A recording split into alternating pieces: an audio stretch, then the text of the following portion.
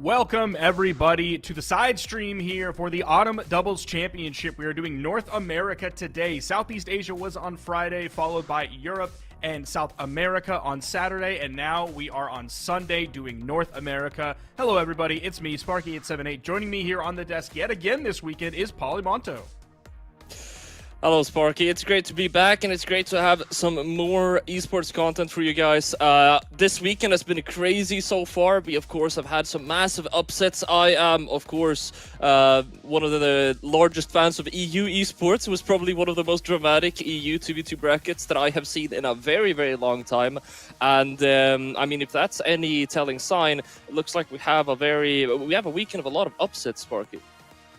Yeah, we definitely do. We'll see if that carries over as we get deeper into the North American side of things. We have some things that are definitely normal as we would have expected.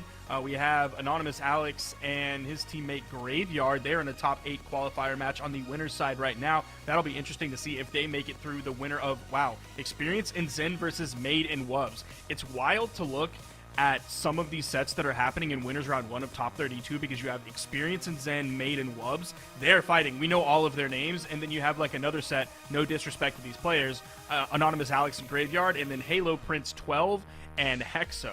So definitely we have a spread of players here in our top 32. Yeah, and like we mentioned previously, it's been a similar story in all of the other regions. There have been some names that, at least to you and me, and quite frankly to probably a lot of viewers as well, some names that are completely brand new, which is very exciting to see, especially whenever they perform quite well. And yeah, it'll be fun to see if North America will follow that trend. Only time will tell. I'm looking at a double Orgrim going up against Onyx Kaya right now on my screen, Sparky. Yeah, our first set is going to be Fakey and Snowy versus WheezePlease and Berserker. So we have one team where we are very aware of both of those players. Of course, that's referring to Fakey and Snowy. And then on the other side of things, we have WheezePlease and Berserker, names that I've really never seen on the bracket, or at least never noticed on the bracket. So this could be a big performance for them. They are the ones, of course, coming in with the double Olgrim. On the other side, normal options coming out from Fakey and Snowy. Of course, Snowy coming in with the Onyx. He was like one of the early stages, the early best Onyx players out there in 2v2, back when it was the Chronix meta, then when it went to the Zyonix meta, and as people have still been staying on the Onyx, of course, Snowy's right there alongside them. And then Fakey's coming in with the regular Kaya pick. Now, WheezePlease, as far as I'm aware, is actually a player that has been getting some fairly consistent placements in 2v2, a lot more so than in 1v1. In 1v1, it's been kind of a more difficult task, getting a lot of 129ths, but it is a player that, despite the PR of 65, WheezePlease was actually at BCX, the most recent one, so it's a player that has a lot of experience. They're bringing up Berserker too, they're teaming in this event, and we're about to start our very first game. Yeah, we essentially have two, even though we are very well aware of two of these players right off the bat. Snowy and Fakey are already looking to organize into that 2-team combo. They're catching both members of the blue team, but neither of these teams have played any tournaments together, as Fakey gets the D-Light into the side air over on the left side. Snowy then put the weapon toss on the right side, getting a KO. See if they can finish up Berserker here to already grab one KO. 25 seconds into this game, full team wipe. This has just been surgical precision so far from Snowy and Fakey, doing a great job at picking these stocks off. Snowy now getting a little bit of a harder time getting knocked off the right side of the screen. WheezePlease and Berserker are starting to take some stage control back, but Fakey and Snowy, I mean, they're just extending this lead. Oh, that weapon throw! He's able to get back. He did touch. Oh no, it wasn't. I think we're going to see a blistering pace in this game. I think Snowy and Fakey are going to come right out of the gate, pressing things hard. Snowy's going to want to be off stage all the time. You saw he's using his weapon tosses. Of course, when he has gauntlets in his hands, he's going to be trying to force those off stages as well. Going in even unarmed at the weapon disadvantage onto Berserker with that depth. That lance looks great. I don't know if I've seen people really use that lance. That might be the one from the Battle Pass, given the like angelic wings that are on it. But we have 5 stocks to 3. Berserker is the first one onto final. Now, it does feel like Snowy and Fakey are kind of checking WheezePlease and Berserker mechanically right now. They're checking, are you able to keep up with this pace? Because if you can't, I mean, we don't really have to make any large adjustments throughout the entire game. We can just continue playing at this pace and then win in that way. So far, it looks to be working. Berserker, no stocks left, and it's up to WheezePlease to try and get this 1v2. Probably won't be able to get back up. Fakey lands that spear there, and it's 4 stocks versus 1. Yeah, I think everything from Snowy and Fakey is essentially going to be like, what can we get away with? We can push a lot, given the caliber of players that we are, the history that we have as 2v2 players. So we're just going to keep pushing and pushing and pushing, see how we get punished for those things, and if we don't get punished too much, we're going to keep it going. Beautiful combo to finish that one up. I don't know if that was actually fully a combo. It almost looked like WheezePlease was out of hit stun before that final signature came out from Snowy. I'll have to peep the replay on that to see if he actually was actionable in that final moment. Great neutral sig there to take out Berserker. That was that first team wipe that happened very early on in the game. And then, yeah, that was Berserker falling to get taken out of the game. Here's WheezePlease recovering back, getting hit by that down there, and then shortly after that, there's the side. Okay. Yeah, that was a dodge too. Yep. Wow. Still connected though. And I love that you bring up. I love that you brought up that they're kind of seeing what they can get away with. That's a way better wording than what I said, with checking if they can keep up with the pace. There's the spectrum in Brawlhalla and in 2v2 as well of respecting a neutral, right? And we're not really seeing that much neutral because Fakey and Snowy, they have the mechanics, the underlying mechanics to just press forward and press buttons. We're seeing it happen right now. And then, yeah, WheezePlease is going to go in with the ground pound, and then all of a sudden, the other blue team member gets sent on the right side.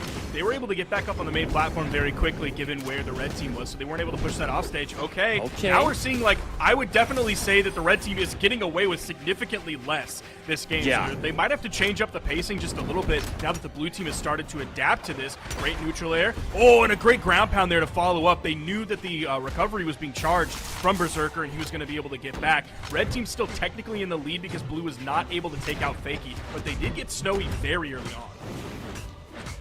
The pace check has been acknowledged, and they have responded accordingly. WheezePlease and Berserker are doing a great job now here in the second game. Snowy and Fakey might have to dial things down just a little bit and try and see if they can outsmart them in a neutral here, because it looks like they are starting to find some of the team combos of their own. Especially, I mean, you're playing double Ulgrim.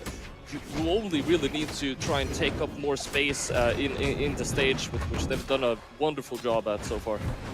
And we've seen both of them choose to commit to the offstage regardless of what weapon they have. Typically, you don't see a lot of lance engagements offstage unless things are guaranteed, or they can do it in a very safe way. Beautiful D-Sig coming out from WheezePlease. Berserker actually ends up going all the way up. It almost looked like he might have been knocked out there, but no, he got hit way up high in the air. He's still living here using all of that Ulgrim defense. Great follow-up there. The double lance. He had to make sure that he went for the side air, or there was possible DI opportunity, and he could get the KO off of it as well. So yeah, blue team's looking fantastic here. They actually have the lead right now. Simple and clean knockout. Fakey and Snowy are more and more finding themselves in a situation where they're unable to help their teammate because blue team have done a great job at positioning themselves. But as we move on into the final stock here, there's still time for anything to change. They tried to go for a team combo, but not able to fully pull it off. They still have a massive damage lead though. Down air from WheezePlease. Oh, beautiful side signature. That's going to knock Snowy out. Fakey now in the 1v2. It's definitely not unwinnable. It is going to be tough unless he gets something crazy like that off the edge. But a beautiful GC insig. This blue team, man, both WheezePlease and Berserker are not afraid to make these offstage commitments, and they've been doing a great job with them so far, even though they are extremely dangerous, especially when you're using a lance and you're going to burn your offstage dodge. That's going to leave you with what's your biggest option to move back. It's going to be that recovery, which can be really readable, really telegraphed, and really punishable. But they've done such a great job of dissecting the chaos that Snowy and Fakey are bringing. I feel like that's the best thing that they're bringing to the table so far. It's just it's constant chaos, and somehow the blue team is able to maneuver through all of that and do such a great job. And we're 1-1 going into game 3. both teams at this point been able to prove themselves for the other one. For one game, we've had this handshake with these first 2 games, and this is where we really could start to see some adaptations being made, some of the mind games and conditioning. Very, very menacing performance from WheezePlease and Berserker, because looking at just that first game, it felt like this was going to be the Fakey and Snowy show. Yep, I've been very impressed by the offstage gameplay from both of them. They've also done a great job of, like, when they both choose to go in over on the edge, they're not really hitting each other. I don't think we've seen a single accident really coming out from them, and they've been going in with, like, high commitment moves. Ooh, Fakey almost had that neutral signature right over the edge. Does get the D-Light into the ground pound there to finish things off. Tries to slide off the corner again with one to pick up WheezePlease, but he's not successful. Berserker's back in, and WheezePlease has some room. Right now, Fakey and Snowy taking things ever so slightly more slowly now, rather than trying to go for this high-paced, high-octane neutral gameplay. They're trying to put themselves into really good positions and try and get more of their value out from follow-ups, which is one of their largest strengths as a team. Ooh, Snowy's gonna end up falling there. If they can get Fakey while they have the power play here with the man advantage. Okay, Fakey's over on the edge. We know how devastating Fakey's spear can be on the edge. We've seen it so many times when he played alongside Java in the past. Looks like it won't come to shine though. He just, every single time he gets hit with a move at this point, you'll be flying to the edge of the screen if not knocked out. The end light won't do the trick. We're having so many of these interactions where Snowy is stuck in a pseudo 1v2. What a GC-D-Sig follow-up from Fakey. I love that. I can't remember. I think it might have been WheezePlease that came in with the Axe Inlight that hit Berserker and Fakey over to the edge. You saw instantly that both Berserker and Fakey were looking for the turnaround while they were both off screen. The second that they were actionable again, they were already looking to find that hit and find that turnaround. Oh. Yeah, you can't be charging up your Lance recovery like that against Fakey. Oh, he's gonna hit that punish every day of the week, and he's still on 3 stocks at this point. It feels like I've been waiting for Fakey's stock to drop since the game started. It just doesn't seem to happen.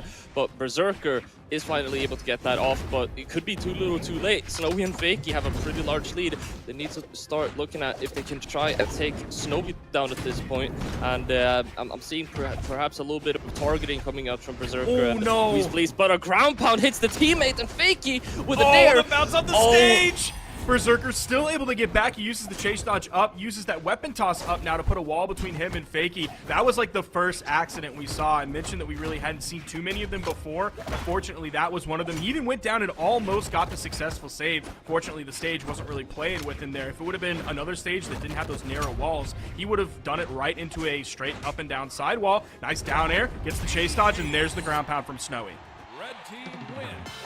Berserker and WheezePlease, they had a phenomenal second game, and I feel like they showed a lot of signs of life here in this third game, but Fakey and Snowy, I mean, they really had a different approach moving into this third game that was working out just so well for them.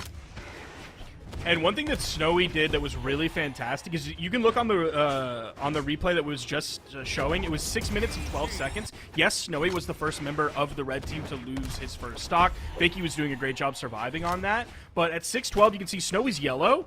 And then if we went to the next replay, it was like a minute later, and Snowy, like, yeah, boom, right there, 5:15. It's Orange. a minute later. Snowy is only orange. So he lost that first stock. He didn't even lose it really early. It was just early, quote unquote. Look at the graph. Look at the graph of Snowy.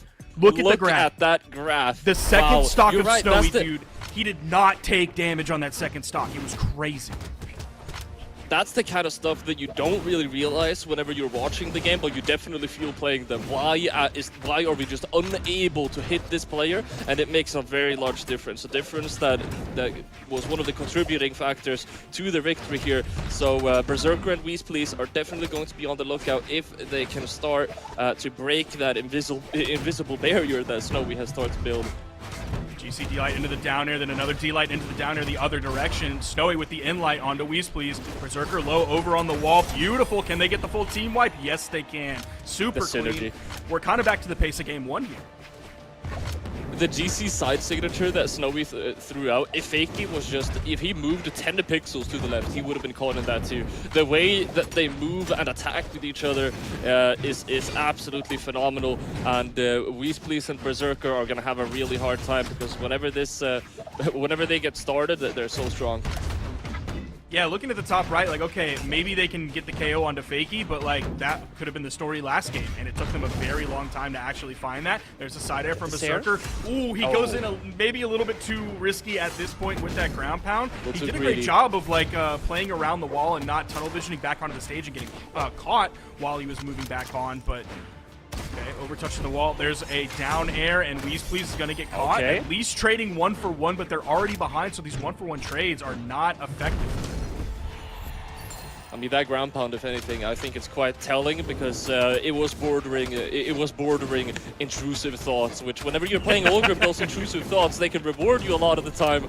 But against Snowy and Fakey, you got to be really careful about which options you throw out. We see a ground pound come out the second time around. It won't be punished as harshly, but I mean, we're seeing so many of these high commitment options that really aren't bleeding too much.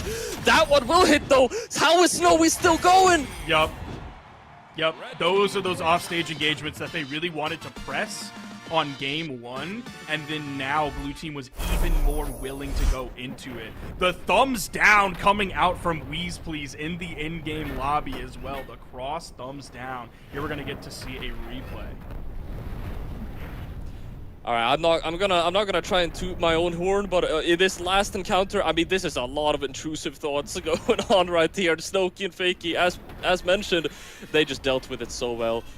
Nair hitting there in the perfect moment. Snowy knowing that even though so close to getting knocked out, even if you miss that Nair, you're going to be fine. You have 4 stocks on your team left. What an amazing game by them, and they're definitely showing. They're definitely showing why they're PR2 and PR5.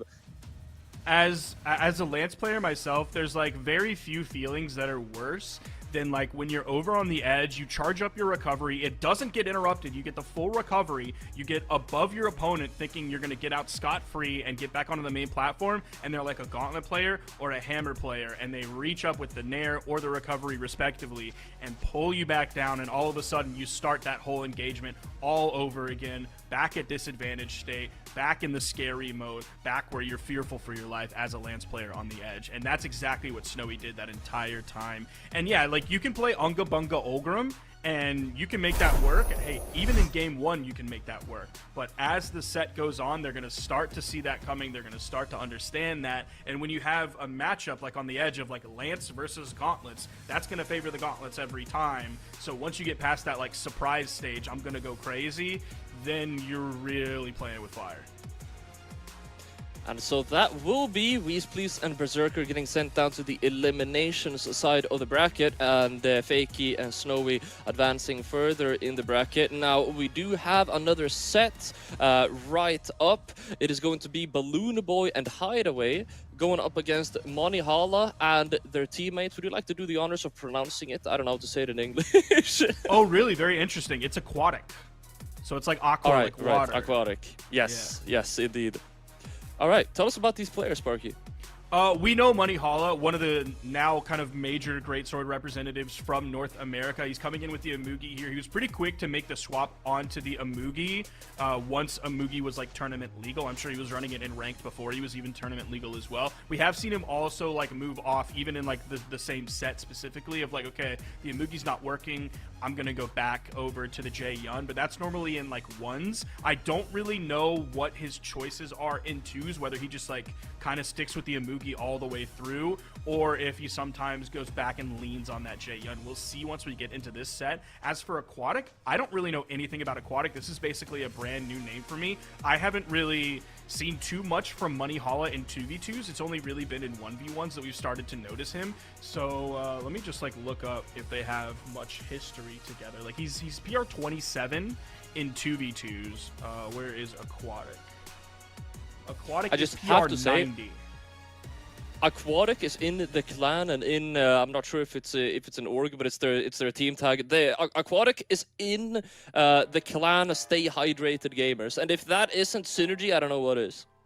Not only is he in that clan, you'll eventually see it when you, the viewers at home, when you can see the lobby and see which like legends they've chosen and everything. But he's playing Wushang, of course, with the avatar skin, a master of water bending, and then he's also using the pedestal. I can't remember exactly what that's called in the game, but a podium. That's what it's called. A podium that has running water on it. So he seems like he's water maxing. Fully, yeah. He's a water maxed H2O cell for sure. Yeah, and right, so the other players that we had, we of course have BalloonBoy and Hideway. I'll let you give a bit of your piece on these players. I just have to say, I say this every single time I cast BalloonBoy, and BalloonBoy, if you listen to this back, I'm sure you're very tired of me saying it, BalloonBoy has always been the guy for me, where it's like everyone has been hyping up BalloonBoy for a really long time, saying that BalloonBoy is, you know, he's the GOAT, and we're just waiting for him to prove himself. And BalloonBoy in 2024, I mean, it's been a really, really good year for him, and I'm starting to become a little bit of a fan, if I have to say so myself. Rocking the Zerial, of course, in 2v2 especially. It's always a bliss to watch. Yeah, we know Hideway back from mostly from 2v2s as well. Back when he would play with like Anime, they were such a great team together before Anime and Hideway ended up breaking up, and they kind of began to play with other people. But yeah, you're exactly right about BalloonBoy. BalloonBoy is a fan favorite for that exact reason that you're talking about. It's like everyone talked about him for the longest time, and we were just like waiting for the day that BalloonBoy would like really break into that upper echelon, like past the top 16, past the like top 32 to top 16 area into like the regular top 8. And now he finds himself in 2s with a 7 PR, which is crazy. And then even in his 1s PR, he's also number 7. So he's in top 8 in both game modes in terms of PR in the region of North America. So he's done a fantastic job this year. You're exactly right. His 2024 has been so great. The Nice and the BalloonBoy effect at this point. I'm not sure people realize. I'm not sure people remember. It was literally the exact same story for Nice, and in both cases, both players have turned out to really live up to their potential. But that's going to be enough of us yapping. We have now finally our game. We're starting up. It's been the players that we've been hyping up: the Water Maxer, the Amugi Legend, the BalloonBoy, and Hideway. Let's see what they're able to do. We're going to go on Fortress of Lions here. We were wondering whether it was going to be like an APOC-style region or whether we were going to get a Fortress of Lions-style region. Because the way it's been this weekend is, what was EU? EU was Apocalypse, right? EU was also Small Fortress of Lions, right? It was Southeast specifically, Asia. Specifically, to anyone who was there, you would remember the XJ Cool J GC yes. with the axe. Yeah, that's the only reason I remember. Yeah, so Southeast Asia was the Apocalypse region alongside Demon Island. Everybody's been playing Demon Island. So it's Demon Island, Apocalypse for Southeast Asia, Demon Island, Small Fortress for EU, and now Demon Island and Small Fortress as well. That's a beautiful combo. Great recovery there to hit both members.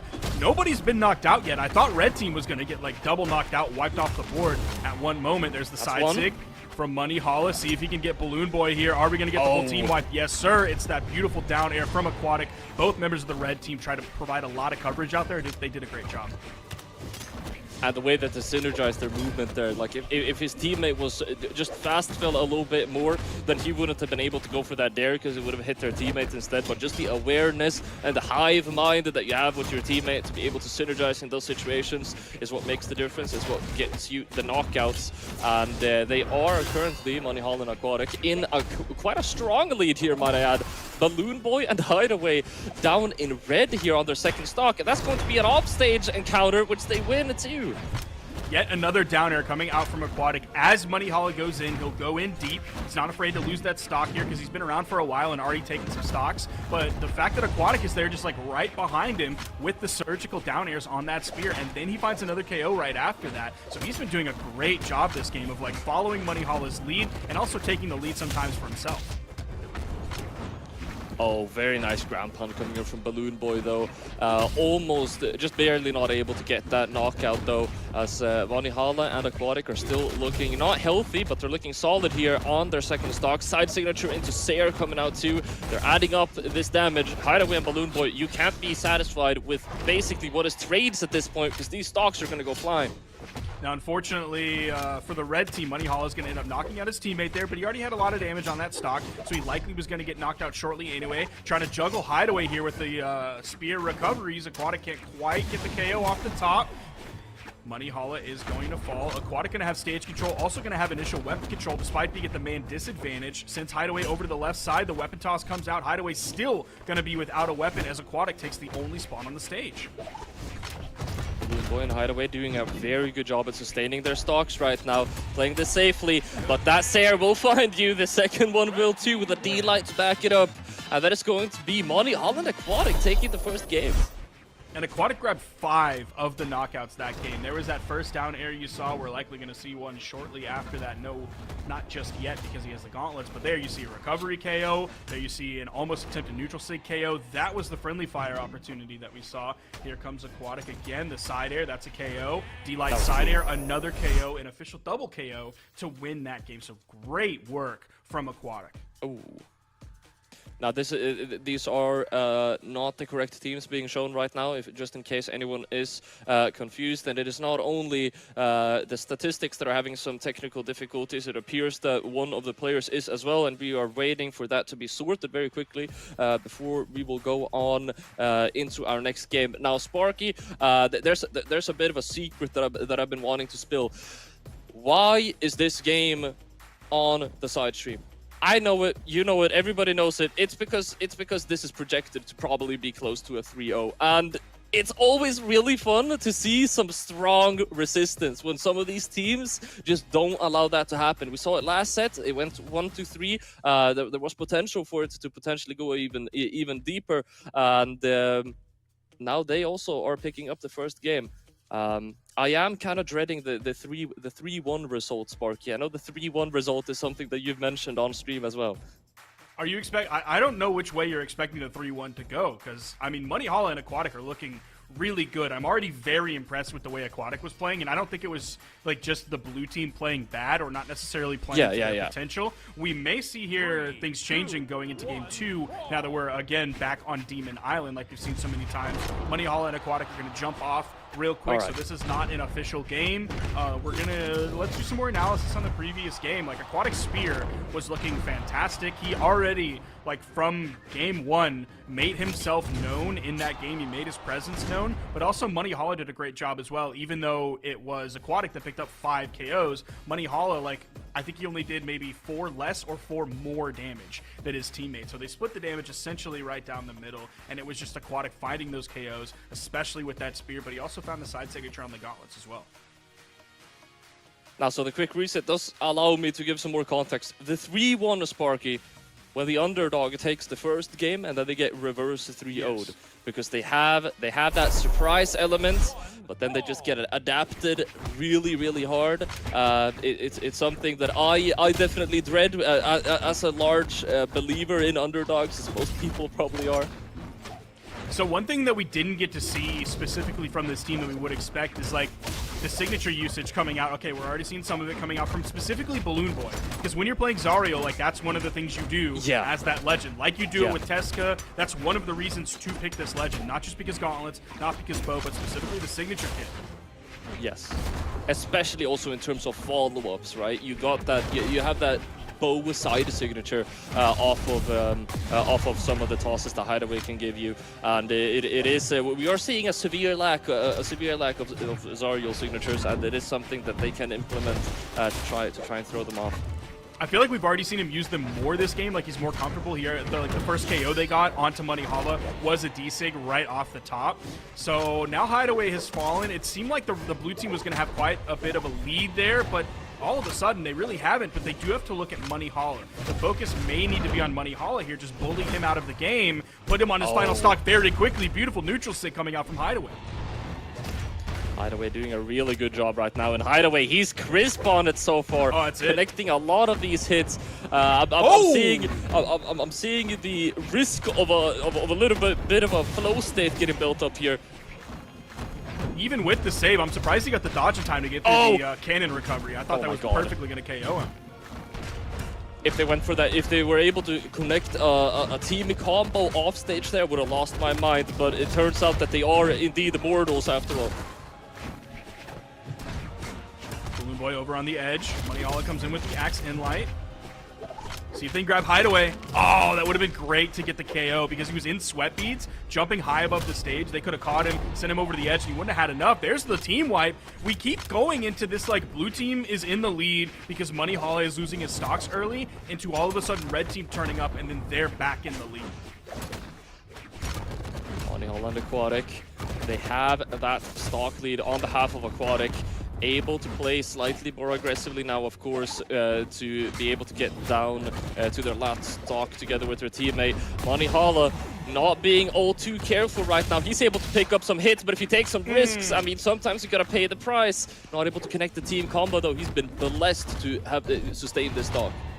It was almost one of the last chances that he would have after Hideway dropped that signature pickup right away from BalloonBoy, but he ended up falling anyway. Got caught over on the edge. Now it's Aquatic in the 1v2. See if he can get back. You saw one exclamation point coming up. He's going to have to go back over to the wall. Side air's back onto the stage. Gets caught instantly. See if they can finish this one up properly. The weapon toss from BalloonBoy ends up hitting Hideway, interrupting the string that he was continuing to go for. But they still end up closing it out in the end. Great job to this blue team. And I'm much more believing in the 3-1 now that we've seen that game.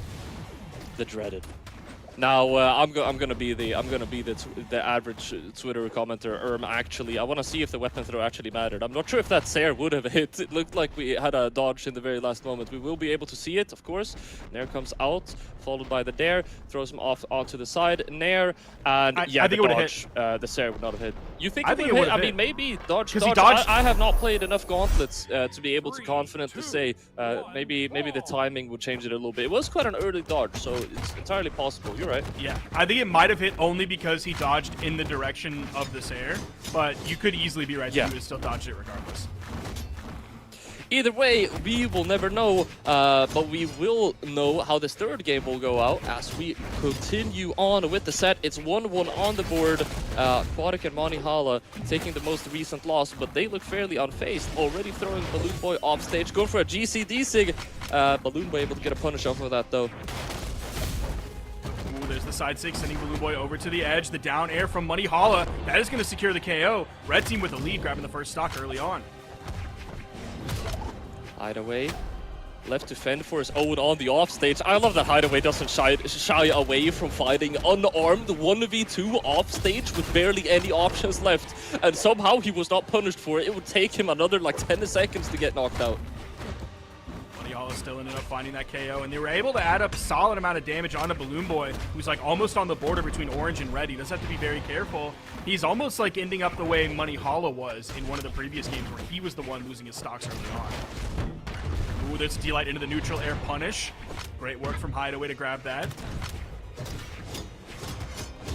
Hideway looking to get a cannon string started, but Monihalla able to put a great deal of damage. Monihalla not able to get in there and intervene. Aquatic getting stuck in a team combo, taking him down into orange. That's massive for Hideway and BalloonBoy. I felt like they almost needed that. That was wild. Aquatic went for the sidelight into the D-Sig on stage on the spear from Wushang. I feel like out of all the Wushangs that we've seen this weekend so far, I don't think I've seen like a single spear down signature. There's like reasonably good reason for that. It's not the greatest signature in the game. Definitely not one of his better signatures by far. See if Aquatic can get back with the side air on in the stage. context of Wushang, right? Yeah. As well. Another recovery coming up from Hideway, able to get back up. And what is that option? Okay, they're getting hard red at this point. You can't be throwing out axe recoveries that way anymore.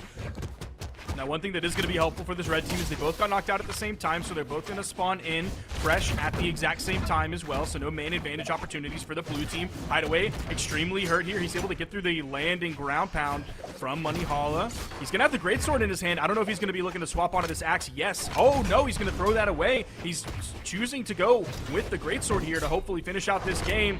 Gets the KO. Going for the offstage now. BalloonBoy able to get back up. It is a possible 1v2, but it will be very, very difficult. Aquatic and Monihalla not taking any risks right now. BalloonBoy trying to bait him out, but they are ice cold. They gave him plenty of room to come back onto the main platform. I think that's because they're worried about that possible neutral sig coming out. They know that they can just play back and then punish the attempted landing. Even if he makes the landing safely, they still have the main advantage on the stage. They can still play off of that.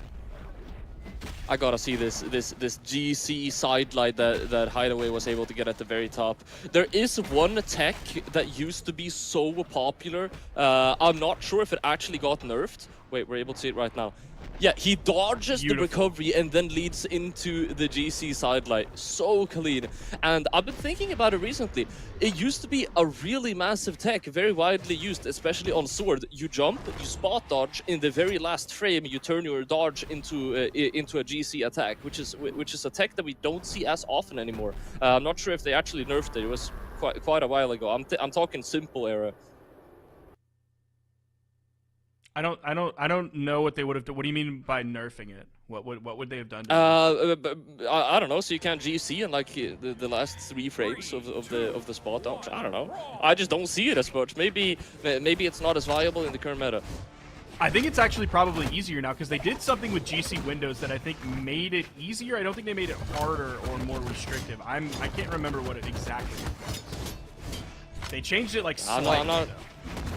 I'm not sure if you or the general public would agree, but I feel like I don't see that tech as often, so it just hits it hits me even harder whenever someone's able to pull it off cleanly. Dude, Monihalla is hitting really, really hard here early on in this game. Hideway gets taken off the top. Again, Aquatic doing such a good job of securing these KOs. Meanwhile, Monihalla was doing a lot of greatsword damage very early on, even using the side signature specifically, like turning that around while he's doing his greatsword string right after. I mean, to be able to use the strength of greatsword, which in a large majority of cases is to go for very long strings, is very difficult in 2v2 because you can always get interrupted, which makes it so impressive that that's the majority of the damage that Monihalla is able to get. We potentially, based on the stock count right now, might be seeing a 3-1, but not for BalloonBoy and Hideway. The way Red Team is playing so far, it's 4 stocks to 3. Hideway's going to have to be very careful. He's basically going to have to play on his final stock like we saw Snowy play in that game that we highlighted previously, his survivability on his second. Hideway, as you mentioned, will have to play carefully, but he still doesn't shy away from those offstage situations. Could lead to a knockout. Monihalla has barely no options. BalloonBoy wants to make the commitment. It's going to be Hideway with a ground pound off the top. The synergy offstage is immaculate, and that is going to be evened out stocks. Yeah, that was massive. They really wanted to get that KO onto Monihalla. You saw them, the way it started was the ground pound into the fast fall down air immediately right after that to hopefully catch a jump or a dodge or any option that came after while he was trying to recover back from the stage. And they just kept it going. Having the double gauntlets there, they could really force that situation so they find the KO onto Monihalla. That was definitely a moment that made the tides of battle turn. But now, as BalloonBoy goes down to their final stock, their only saving grace is if they're able to knock Monihalla down. Aquatic will go down to their last as well. They have an opportunity for a brief 1v2, but Monihalla is doing a great job at staying safe. Yeah, Red Team was a full stock ahead, and the Blue Team has done a great job of exactly evening up this game. Aquatic going to send BalloonBoy over to the right side. He doesn't pressure off stage. He wants to be there to follow up off of Monihalla back on stage. Gets interrupted with the sidelight into the neutral air. The juggle for BalloonBoy, and he gets they both get knocked out at the exact same time. How is this game so close? It's a 1v1 between BalloonBoy and Monihalla. Both players, we're getting some intense footsies right now. They know the importance of these next couple of interactions. BalloonBoy very carefully trying to weapon start, but Monihalla is able to pick up that greatsword. Nair comes out. BalloonBoy getting more and more damage, looking for maybe a Sair, looking for a Nair. Oh, they're going to play this one so carefully. BalloonBoy's going to be really careful on how he gets in onto the greatsword. He's worried about catching a sidelight, or especially those recoveries. Like, Monihalla is looking for the verticals as well. He gets the recovery. It's not enough just yet. He's sticking with the greatsword. He grabs the 2-piece, ending with the neutral light closer. He gets the KO off the top to clutch that game out. 683 damage, Polly. Monihalla and Aquatic did it. They were able to beat them. I cannot believe this, Porky. I cannot believe this. I'm at a loss for words. And we said it before. Aquatic, a fairly new name to both of us. Monihalla has been known around the scene, but not at this level. They leveled up. Here's the simultaneous KO. It's within a second of each other. Aquatic gets knocked out. Hideway gets knocked out. There's the recovery to start to set things up. Enlight into Enlight, automatically getting the closer. No bridge needed here to cross the gap to victory. And the red team ends up taking it. A very impressive 3-1 victory from Monihalla and Aquatic. Let me reiterate their PRs again.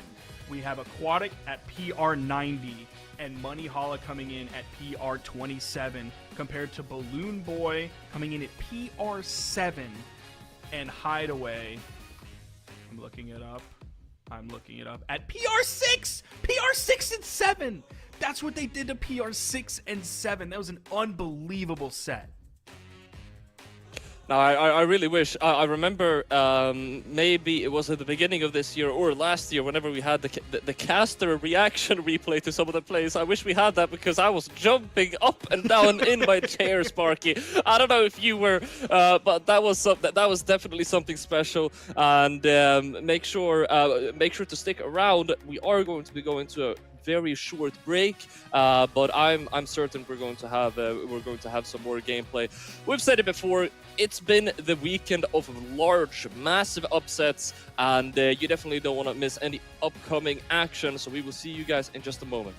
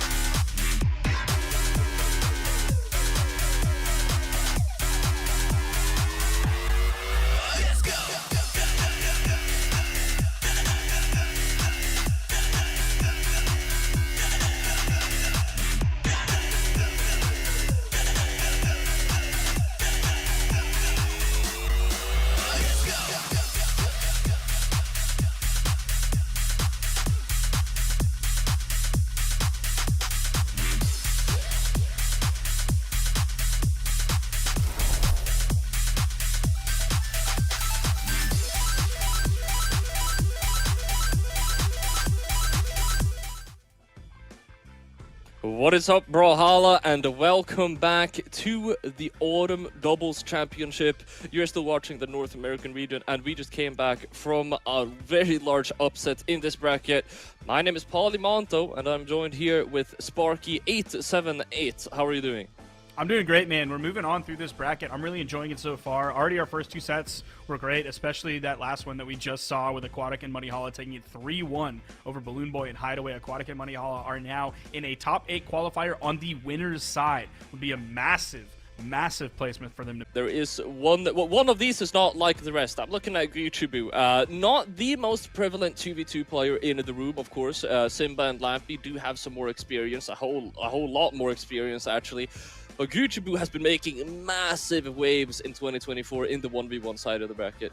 Yeah, you're exactly right. That's the game mode that we definitely know him for. What's his PR in twos? Yeah, it's PR 23. So we're not seeing him typically too far into the bracket. We're not seeing him into those top 16s, those top 8s. This is like around the time where we might start to see him on the side stream, and then in a few sets further, and then he'll typically get knocked out. I don't really know too much about Hasz either. He's coming in PR 109, so definitely some very humble options here. But on the other side, like we know Simba, an amazingly talented 2v2 player, way back from the OG days. He's played with a lot of different players. His most notable teammate, of course, was Santi, all the way back in the day, where they were like in contention for almost one of the top 2v2 teams in North America. Unfortunately, like Boomy and Sandstorm and Boomy and Remy were just like the guys for so long that like virtually nobody else could touch them. But Simba and Santi were always in that conversation for being really strong players. You can see that Simba's coming in with a level 100 Hattori, like Guchubu's coming in with a level 100 Lin Fei as well.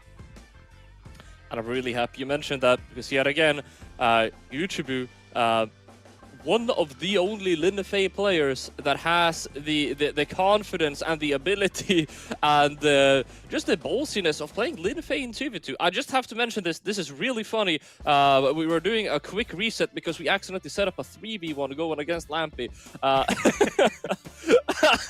I'm pretty sure right now we have the change to where you can change your own team, right? You can click on your name and change it yourself. I don't know if someone was feeling a little bit funny. It would be really cool though if we did go into 3v1 and we played it for a couple of moments. We do have the TOs also saying this does not count. I'd like to ask the question. I'd like to speculate what would it look like if it counted? How would you count a 3v1 in terms of bracket score? You would have to like move someone's name up to like the little top part on the bracket, which you probably cannot do individually for the Start GG bracket. You would have to like make a 3v1 tournament. And I don't look. This feels like the first time in a very long time that we're able to talk for the first 30 seconds without someone getting knocked out.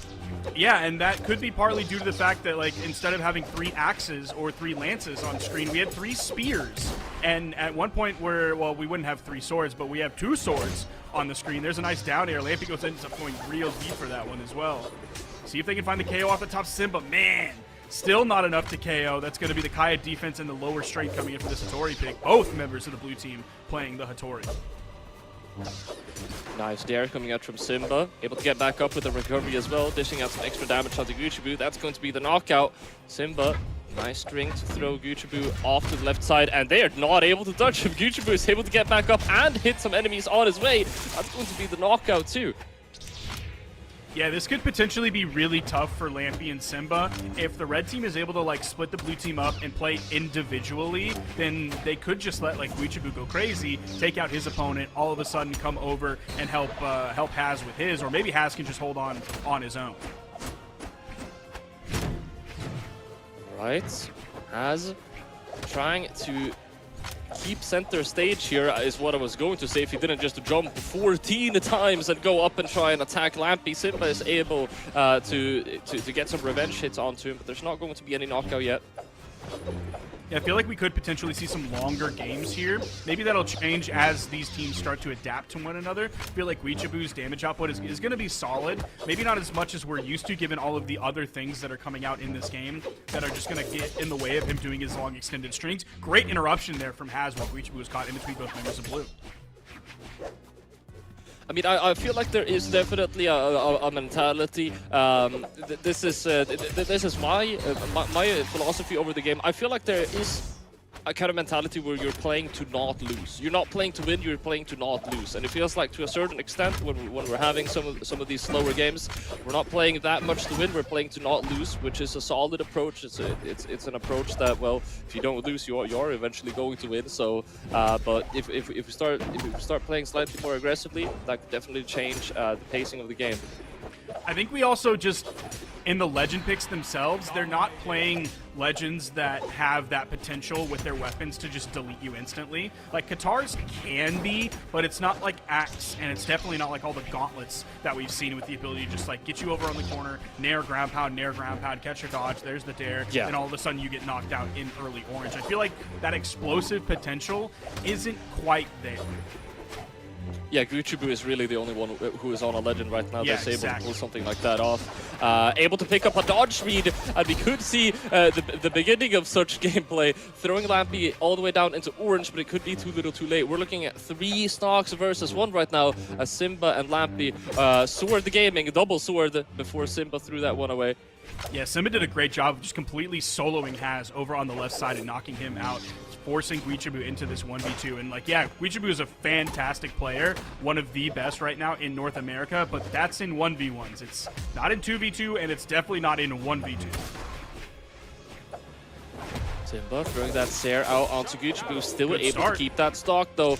I mean, it's going to be very, very difficult if you're able to get a stock off of Lampy potentially, but you're just one mistake away from getting your stock lost. It's also really tough because he's going into this. Okay. It's really tough because he's going into this with Katars. And so, like, you want those long extended strings. You're not going to be able to get those in the 1v2 situation when there's another blue team member there to punish you. Even if you hit one member of the blue team and the other one doesn't get to punish you, you're probably going to be using a move that has, like, reasonably low variable force because it's meant to string into other moves before and after it. So that means your opponent is going to be the one that you hit is also going to be right next to you as well. So you hit your teammate or you hit your opponent and you'd want to keep going if we were in 1v1s, but all of a sudden there's someone behind you, there's someone in front of you, and they're both actionable at this moment, and you're at the man disadvantage. It's going to be really tough for Guccibu, even if you wanted to be like a hyper carry. I mean, we mentioned we don't really have that many legends that have that explosive power. I mean, tell me what Olgrim has, if not explosive power. I feel like they're synonymous. Those were like some of the 2 weapons that we mentioned last game as having that potential explosive power was Lance and also especially Axe and like especially again. And he picked 2 of those and he picked the Axe, he picked the Lance. So we're already seeing explosive potential coming out from Hasz's Olgrim. Dude, that's already going to be a stock 25 seconds through the game. Simba, triple exclamation marks, and that's going to be them out too! What an amazing start from Guccibu and Hasz. This is an unstoppable force meeting an immovable object right now. Yeah, this swap over to Olgrim already paying out so much for this team. The Legend Select alone going into this game is exactly what they needed to try and kick the pace up of this, especially against two Hattoris. Beautiful D-Sig picking up both members of the red team. See if they can finish off Guichibu. A little bit of overlap there from the blue team. They could have done a better job to spread out just a little bit and therefore spread out their coverage rather than being stacked on top of one another. One player dodging and then the other one getting hit by Guichibu. Right, now Guichibu and Hasz is still doing a great job at sustaining this lead. Simba and Lampy, I mean, I want to say they're trying to look for a knockout onto Guichibu. It feels like almost they're attacking Hasz just a little bit harder. What an opportunity! Able to get back up though. Dude, I saw him charging that recovery and then getting hit with the weapon toss, and I thought it was over for Hasz there. All right, side signature is going to connect, and that's going to be 4 stocks to 2 right now. Guichibu and Hasz doing a great job. We're going to get some axe gameplay here from Hasz. We'll see how long he's going to be stuck on this, or if he wants to go over to the Lance. He opened up with the Lance, he was fantastic, but then we saw him get that KO just now with the axe side signature. The weapon toss there, going to interrupt him a little bit, getting pinballed just a little bit, but he's Olgrim, he has some defense on his side. Lampy chase dodging out onto the stage. Guichibu trying to cover just above Haz's head. Nice interruption from Simba. D-Lights there. Yeah, super nice. Able to get a recovery on the way back up too. Simba and Lampy, I mean, they are still behind, but they are ever so slightly closing in on that lead. And if Guichibu and the Hasz aren't able to pick up stock soon, they could be in trouble. Just as I say so, though, Guichibu just goes God mode. What is that? And that's going to be Simba knocked out. Now, I love that, right before this, even though Guichibu and Hasz ended up winning that game, there was a moment where it was, I think Simba sent one member of the red team to the right, and then rather than forcing the offstage, he chose to completely disengage and go support his teammate on the left side. And that's perfect example of what Simba and Santi were so good at when they were a team. It was supporting their teammate and following up rather than splitting up and kind of doing their own thing individually, their ability to follow up off of their team. And that's exactly what we saw. We saw him come in, he had the spear, we saw the D-Light side air instantly to hit Guichibu once he was aggressing on to Simba's teammate of Lampy. So being able to support one another, that's what Simba and Santi were so good off of. That's what they built their career off of, and we're seeing that from Simba here. We're also seeing it from Lampy as well. Yeah, and especially, I mean, Hattori is just really the legend for that task too, right? Double Hattori, a meta as old as time. Simba and Lampy showing us all that it is still just as strong as it was back then. We are waiting right now. We're trying to pick a map here, and guess which maps are open right now, Sparky? I know you can see it on your screen. Pretend like you don't. It's if I had to guess, I would guarantee Demon Island. And then the way NA has been going so far, I would say a Small Fortress of Lions. And then given the way that Southeast Asia went, I would say Apocalypse. And those were the 3 that were on the screen. Yeah, it looks like they are the fan favorite right now. I'm looking at the map strikes, and I'm seeing them come out very, very quickly to just leave those 3 open. Why is on that stat screen that we just had? Throw that back up for me. I want to look at that real quick. Why is Lin Fei so small?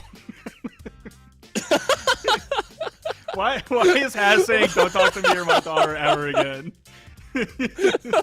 He's just so little, man. Hasz is just protecting Guichibu at this point, the Lin Fei. Wow. I would never have noticed that if you didn't mention it.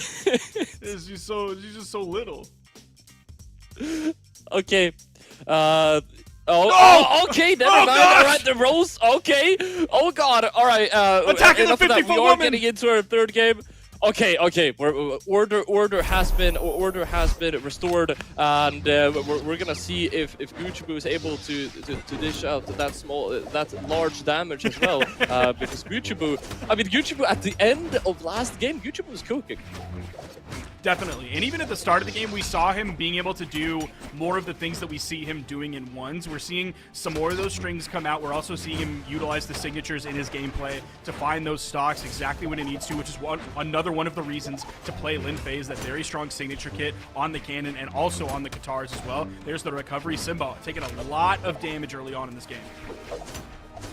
Dude, I did not even notice. Yeah, that was actually poetic. At the beginning, Hasz was the protector, and at the end, Guichibu had large damage. I mean, that is kind of how it went down. Either way, they had quite a nice dynamic, and Simba and Lampy were looking at a game where they were just defeated.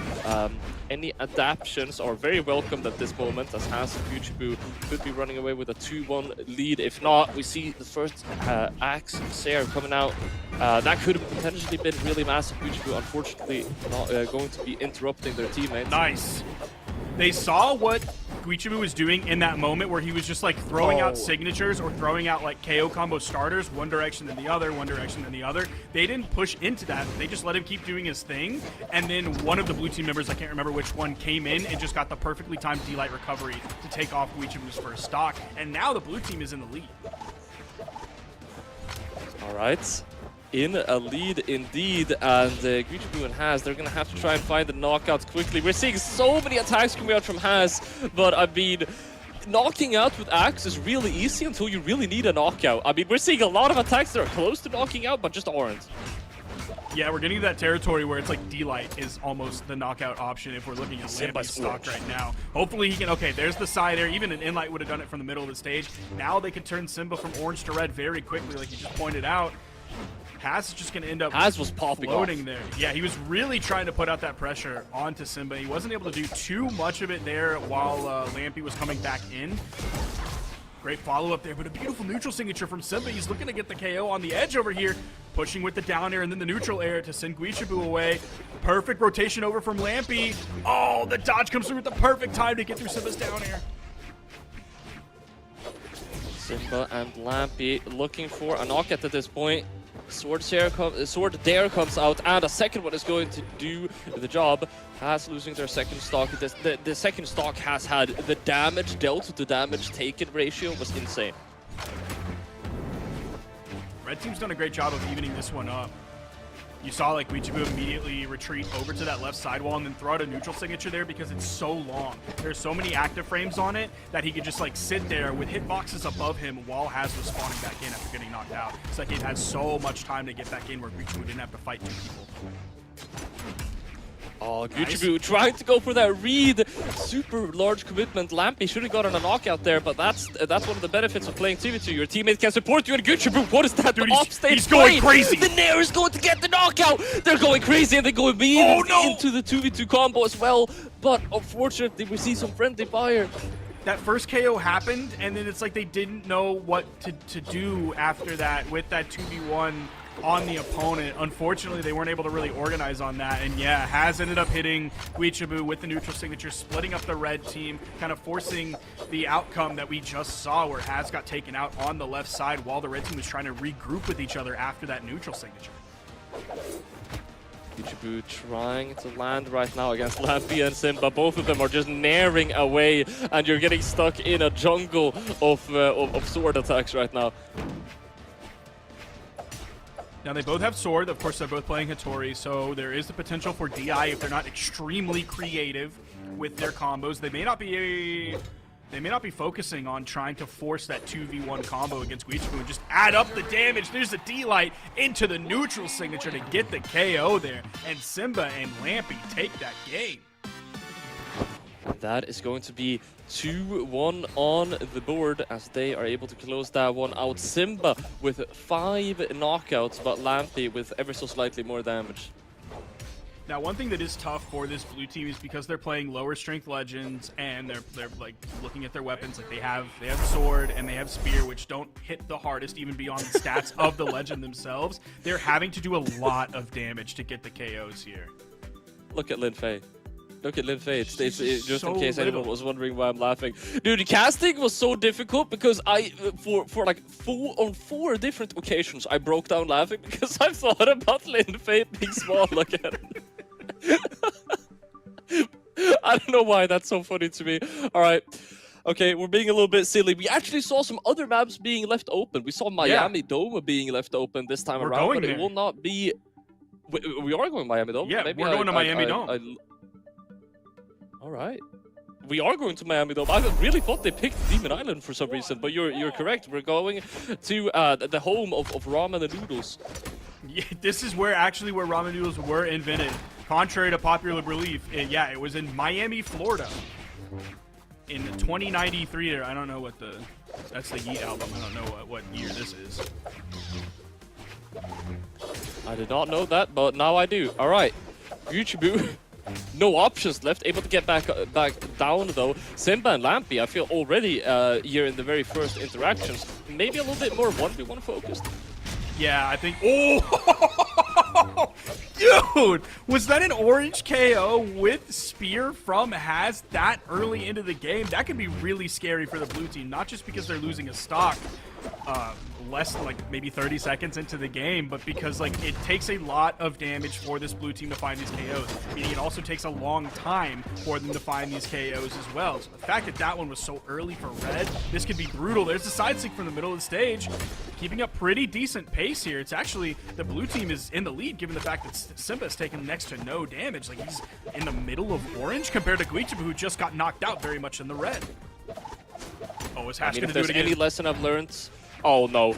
If there's any lesson I've learned from these sets that we've watched today, is that an early knockout is only really that important if you're able to convert it well. And you see it right now.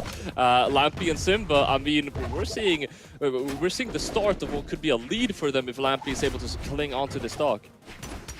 See the blue team, they're sticking towards that like middle of the stage. They're staying on the ground while the red team is actually retreating onto those soft platforms quite a bit, much more than blue is. Dude, Hasz just keeps chasing vertically in the air. He wants more KOs off the top. It worked so well for him early.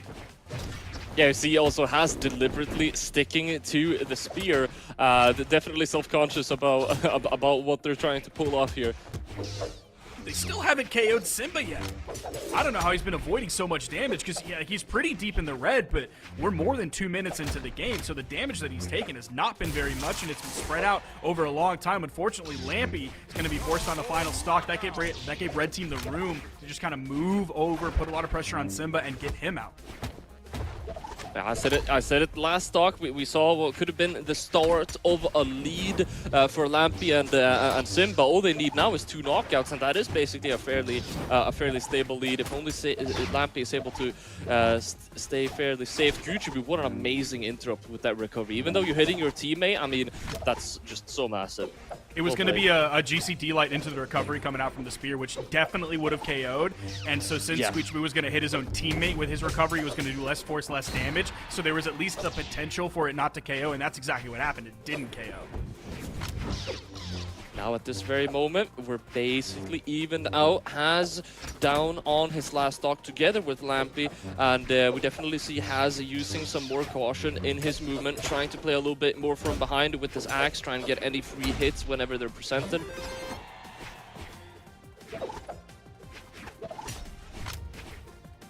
See if Simba can continue to survive on this stock, keeping blue team in the lead here. See if Lampy cannot take too much damage on his final. They get Simba out, dude. All eyes are on Lampy. They're chasing him, dude. They want to get him off the top. He's on the border between orange and red. He's got to be so careful. Guichibu! Oh!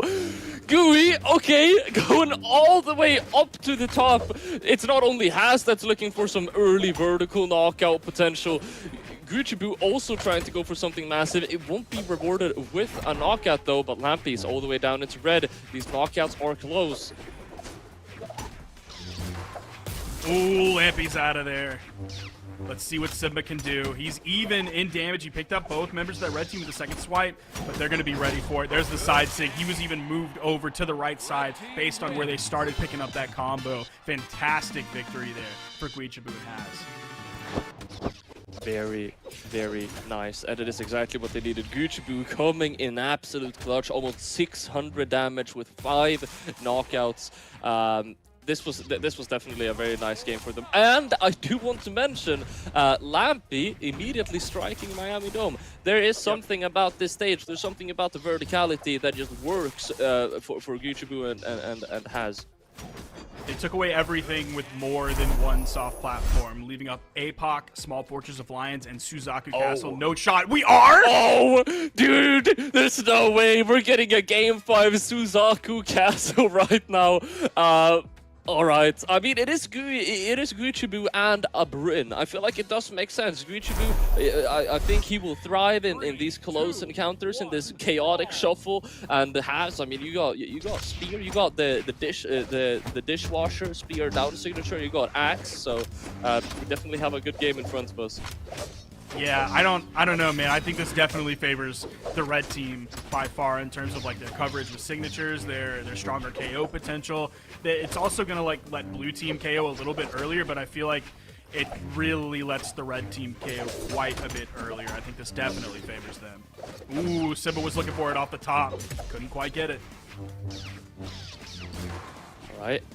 Gui almost able to get a knockout onto Lampy. Hasz now also getting some damage onto Simba. Still fairly even. The first knockout will come out. It's going to be Simba with a neutral signature striking Hasz. There's the recovery from Guichibu. Gonna trade 1-for-1. Simba over on the wall. The D-Sig right over the corner.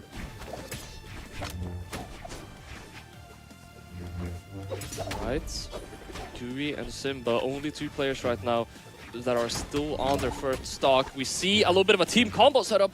Second recovery could have been massive. Lampy landing with barely any options left. Hasz and Gui, they will be able to capitalize off of it, but only getting a couple of hits. They're still grabbing so much damage, especially Hasz. Hasz is just over. It's 1-for-1. And it's actually better for the blue team because it was Hasz losing that stock and then Simba losing the stock. Simba was on 3, now down to 2. Hasz was on 2, now down to 1. So it's 4-4, but definitely favoring the blue team here with the stat spread.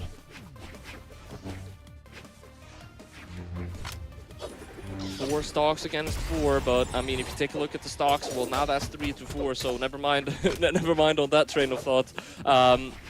Hasz has to play quite carefully here. He's on the spear, so he's going to be able to hover quite well with those aerials. But Lampy and Simba, I mean, as soon as Hasz tries to play a little bit more carefully, they're going to be able to set up a 2v1. Both Guichibu and Hasz still have that explosive potential. Of course, Guichibu has the signature kit of Linfei as well as the cannon. Hasz can really do it with both weapons, given the signature kit that Bryn can have. It can be really surprising when it hits, especially on this tiny stage. It might not be as easy to avoid and react to. Oh, didn't have enough variable force after the axe or the Qatar inlight for Hasz to follow up off of Guichibu. Nice neutral signature. That's exactly what we were talking about. Right.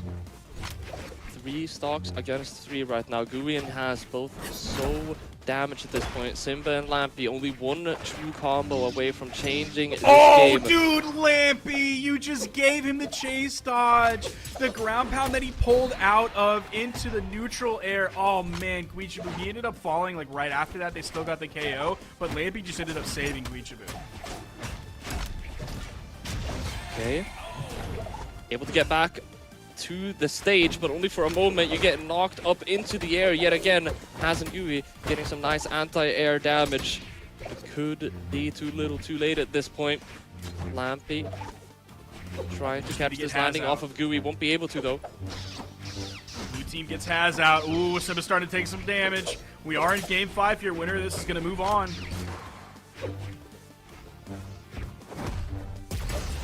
Okay, it's going to be Hasz to fall. The first one. Lampy's on recovery is going to be the one to do it. Oh, that's the dodge burn. No pressure off stage. They're both worried about getting turned around on by Guichibu. Oh, and the dare comes out. Recovery is going to get the knockout, though, and that is going to be 3-2 on the board. Simba and Lampy advancing through the bracket. Now, do keep in mind, this is elimination side, so that is going to be Gui and Hasz completely knocked out. That is a tough loss for Guichibu and Hasz, especially because Hasz was only able to do 364 damage because he got bullied so early on. It was specifically that moment, like about halfway through the game, when he went down to final stock and Simba went down just to second stock. If it would have been on the other blue team member, we would have had a dead even game. That would have been best case scenario for the red team, but unfortunately, that's not the way the cookie crumbled, and Hasz ended up getting knocked out, forcing Guichibu into the 1v2. That was just a really tough game for Hasz, especially when he played all of the other games really well. He just got bullied. Sparky, as what I can only describe as a Simba and Lampy enjoyer, what do you think about their performance? I think it was solid. Hattori is an interesting legend. It's not that she falls outside of the meta. I feel like she's kind of on the edge of the meta, because if you look at both of her weapons, like there are more meta spear legends to play, not even just the other weapon itself compared to sword, but like there are other legends that have like better stats than her. Like yes, the movement speed's great, but there are legends that have better stats than her that are more suited to 2v2. There are other legends that have better signatures than her that are more suited to 2v2s. So if you have like one Hattori member, like that's fine. That's solid, that's okay. But when you have both players playing Hattori, I think that is just going to be like, it's not a mountain, but it's definitely a hill that you have to get over in order to win games. Yeah, for whatever reason, I remember one of these memories that I have in my brain that doesn't really make sense why I remember this, but I can't get rid of it. Remy uploaded a video like 4 years ago saying Hattori 2v2 meta is back, and it's him playing with Cody Travis. So this meta has been around for a very long time. Everything from the black hole sword and light combos back in the good old days to what Simba and Lampy are able to cook up now. Speaking of, we might be getting some similar action here as we're moving on into our next matchup. Would you like to tell us and introduce us to these players, Sparky? It's going to be, hold on, I'm trying to look at it. Where are we on the bracket, actually? Okay, here he is. I believe it's WheezePlease and Berserker versus Walshy and Pugsy. This round is going to be elimination round 2 of top 32. So this is going to be this set, and then there's 2 more, and then you'll be in top 8 if you continue winning for that. So they have to win 3 sets. Both of these teams have to win 3 sets before they are in that top 8 on the elimination side. That is what they have their sights set on, but they're gonna have to deal with both of these teams, man. Pugsy and Walshy, and then we already saw WheezePlease and Berserker earlier, and we saw the double Ulgrim coming in from them, but Berserker's now swapping over to the Artemis. That's going to be an interesting thing that we haven't seen from him yet today.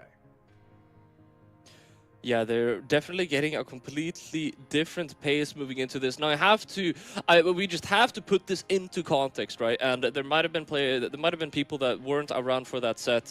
For everyone that was, we saw Wheeze and Berserker have a pretty nice performance in their previous set. Let's put it into context and remember that they were fighting Snowy and Fakey. This is a very large skill gap that they had in that set, and so to see how they're able to square up against Walshy and Pugsy, I'm ready to be surprised. Now, Pugsy, of course, also a former teammate of Snowy as well. So Pugsy is here with an interesting pick. I'm not necessarily, like, it's definitely an interesting choice, like, Pugsy gameplay-wise, to see him moving over to the Greatsword. Because he's always been like that major support player who can play a lot of different legends, but the fact that he's choosing something so unique as the Jay Yun. It's like his most unique choice before was the Jala, and that was unique because of stats. But coming in with a very unique weapon here in terms of the Greatsword is a very interesting choice for Pugsy. We've seen him play it a little bit here as of late, and I'm curious to see more of it and how it works alongside Walshy. Yeah, and I definitely really like to see Pugsy coming out with a more technical weapon like a Greatsword. Just in case people don't know, Pugsy being not only a Brawlhalla enjoyer, but an enjoyer of the FGC genre as a whole, and being successful in I don't know about several, but I definitely know about one game, Rushdown Revolt. Very good player in that too. And so definitely get technical with it. Looks like Berserk can get technical with this scythe as well, giving Pugsy a really hard time. The down signature, what is that spike angle? Dude, Berserker, he had such a great string extension with the GC sidelight over on the edge. He did that very deep, about halfway between the edge of the stage and off screen, and he's looking to extend that again, forcing Pugsy, just throwing him off stage with the scythe. The scythe is looking great so far. All right, Walshy able to get an end light in. Berserk and WheezePlease doing an amazing job right now, not only maintaining but also ever so slightly extending the lead that they got. However, now Pugsy and Walshy, they have the weapon advantage. Berserk is able to pick up a lance fairly quickly, and it looks like WheezePlease doesn't even care about being unarmed. He still puts the work in. Yeah, like, he was definitely looking for the weapon, but he wasn't just running away and floating until it came in. He was like, well, I'm going to deal with the cards that I've been dealt. Those are no matter what I have, I'm going to try and fight the enemy with it. Oh, Berserker ends up falling there. He's caught off stage with the lance. His movement back onto the stage, and then Berserker, excuse me, WheezePlease is also going to fall there. That's really tough for the blue team. This red team, they have 4 stocks now compared to the 2 on blue. It's going to be really difficult unless Berserker can make some magic happen here against Pugsy on the edge. They're both just whiffing. Okay, I don't know if that was double or triple exclamation mark, but Pugsy did not want to give that offstage interaction up without getting some damage for it. Now Berserk offstage again with that scythe. That scythe has been doing wonders, especially against Pugsy. Seems to be kind of his demon. Yeah, and Pugsy's played against a lot of Scythe in his time in Brawlhalla during his career. Like, he's played against some of the best Scythe players, well, literally the best Scythe players in the entire world. He's also played alongside some Scythe players as well. As they get caught, beautiful neutral signature, even catches WheezePlease in that, and that's going to lead to this victory here in Game 1 for Walshy and Pugsy. Excellently played by both of them. All right, and we are going to very swiftly lock in our legends here. Man, Berserker's scythe is something that really threw me off. Of course, playing double Ogre before, they were very successful on it, but the scythe, man. How do you feel about it, Sparky? I really liked it. I mean, we saw it a bunch of different times being very successful. We saw it off stage. We saw it on stage with the ability to throw off stage. We do see him backing out of the lobby for just a moment. We'll see if he needs just a second of respite here, if he wants to reset the client or something before we go back in. But yeah, I think his scythe looked fantastic. It was ready to go right out of the gate, which is really kind of the most impressive thing about it. Is like, yeah, they were playing the double Ulgrim before, and sometimes there can be a little bit of growing pains as you go from one legend over to the next. Like, sometimes if you're going to carry a weapon over like he did with the lance, it's like maybe he'll lean on that lance and then kind of warm up the scythe, and then once the scythe is warmed up, then kind of go 50-50 between those two weapons. But no, it was scythe ready to go right out of the gate. For sure, and you see, of course, the massive lean that Berserker had into that weapon too, and the way that he was able to pair it together with WheezePlease's Ulgrim is definitely something that threw me off, probably threw the opponents off as well. However, it is not something that we're going to be sticking to. Berserker swapping back onto that Ulgrim. What I was gonna say is it's their expected, their comfort pick, but it's actually only level 28. We're looking at WheezePlease being a much more seasoned Ulgrim player. Yeah, that is very interesting, because if you're going to be like a Lance player and you're playing 2v2, it seemed like, you know, a lot of people's first choice is going to be the Ulgrim, because Ulgrim has been like such a meta 2v2 legend for a very long time, completely ignoring whether or not Lance is strong in 1v1s, completely ignoring whether or not Axe is strong in 1v1s. If you're playing 2v2 and you want to play a Lance legend, 8 times out of 10 you're going to be playing the Ulgrim. Yeah. For sure. It's been extremely strong for a very long time, and WheezePlease and Berserker definitely know how to use it quite well. Now, it looks like that is indeed in the first 10 seconds of the game, the 6th second, we are going to get a reset for any potential technical difficulties that we might be having. Pugsy and Walshy, man. I see Walshy bouncing around the stage. They just want to fight. Yeah, they're ready to get into the actual games, get these resets out of the way. But Pugsy's always been an interesting 2v2 player, and we've talked about him as a 2v2 player for a very long time, and he's kind of been... I definitely don't mean this in a disrespectful way. He's been like that stepping stone for a lot of people, where they start playing with Pugsy and then they get really good at 2v2s, and then they find a partner after that and then start like winning tournaments. And I think that's because of Pugsy, his ability to essentially like coach someone up and make them really good at 2v2 before they ultimately land with who they have the best chemistry with. It's not that Pugsy is like not the best player or anything like that in 2v2, because there was a long time where Pugsy ran 2v2. But the fact that he's done it with like Snowy, who then later went on to play with Boomy, the fact that he did it with Luna, who went on to play with multiple different people, like Pugsy has played with some of the best 2v2 players in all of Brawlhalla's history, and he's done such a good job of like helping them get better at the game mode. And I also have to say, being able to perform well with multiple different teammates is, to me, a telling sign that you are a very, very skilled player in the game mode, and that you have some of that experience. Well-rounded, fundamental player, Pugsy, always able to play well with whoever he's paired up with, and he's putting all of his faith into Walshy for this tournament. Yeah, playing well yourself is like a really important aspect of 2v2, but also being easy to play with is also a very important aspect of 2v2. And that's why, like, even though he's picking this, like, quote-unquote, like, off-meta pick of Jae-Yun with a weapon like Greatsword, he's still, quote-unquote, easy to play with. And that's very important for this red team and their synergy. That's why Olgrim is extremely popular, because even though he's a Lance legend, he's still reasonably easy as a legend to play alongside, to play with. Yeah, for sure. Which is definitely impressive considering you have a Lance, which is able to really dominate the space. They're able to make it work though. So far we have a fairly nice start coming out from WheezePlease and Berserker. Walshy and Pugsy are able to return some of that favor though off stage with the spear. Berserker is able to get a ground pound, and how are they coming out on top off of that off stage interaction?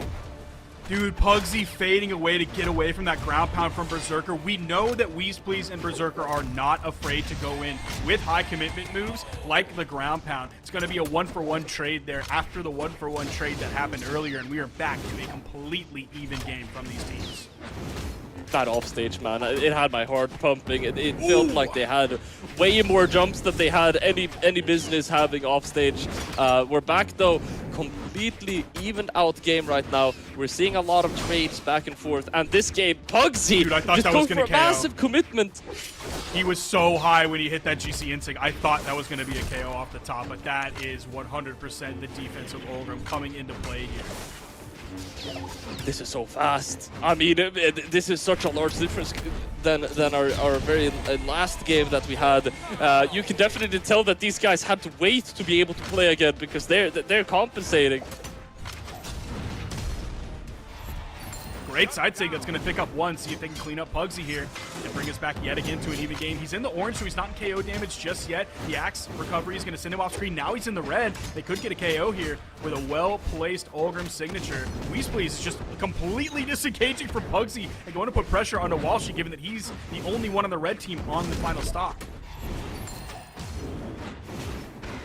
All right. WheezePlease and Berserker trying to find a knockout here onto Walshy. Walshy is able to stay safe though, waiting for Pugsy to get back up, and whatever he does, he's able to get both of them stuck into a quick string, finishing it off with the side signature. Both of them into red now as they... D-Light Stare comes out, D-Light recovery, neither one of those options are going to lead to a knockout though. Second recovery will, and that's going to be the double knockout for Pugsy.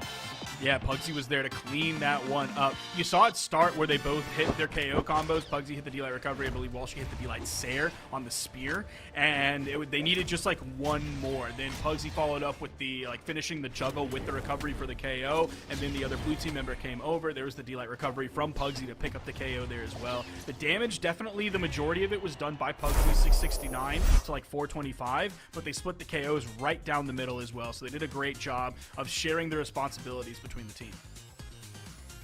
And we have a legend swap. We're going back to what WheezePlease and Berserker was trying out before. It's Berserker on that Mordix, and I have a little bit of a gut feeling. Potentially WheezePlease told Berserker, see if you can do anything with that scythe against Pugsy. He was working well. We gotta shut this man down because he was moving like crazy. So when he played the Artemis earlier, the Scythe was ready to go like from game one. No issues, no warm-up time whatsoever. Is that going to be the same thing for the Gauntlets here from Berserker once he gets those in his hands from this Mordix pick? I was only thinking about the Scythe. I completely just forgot that Mordix has Gauntlets too. So we're getting two completely changed weapons here coming out from Berserker. So far, he's getting pieced up so bad so far. Okay, now he's starting to get some momentum. Okay, and the KO off the top! There you go! Able to get a knockout. The first one of the game is going to be in the hands of Berserker and WheezePlease and the Scythe, man. The level of confidence on the Scythe, I feel like Berserker this is his true form.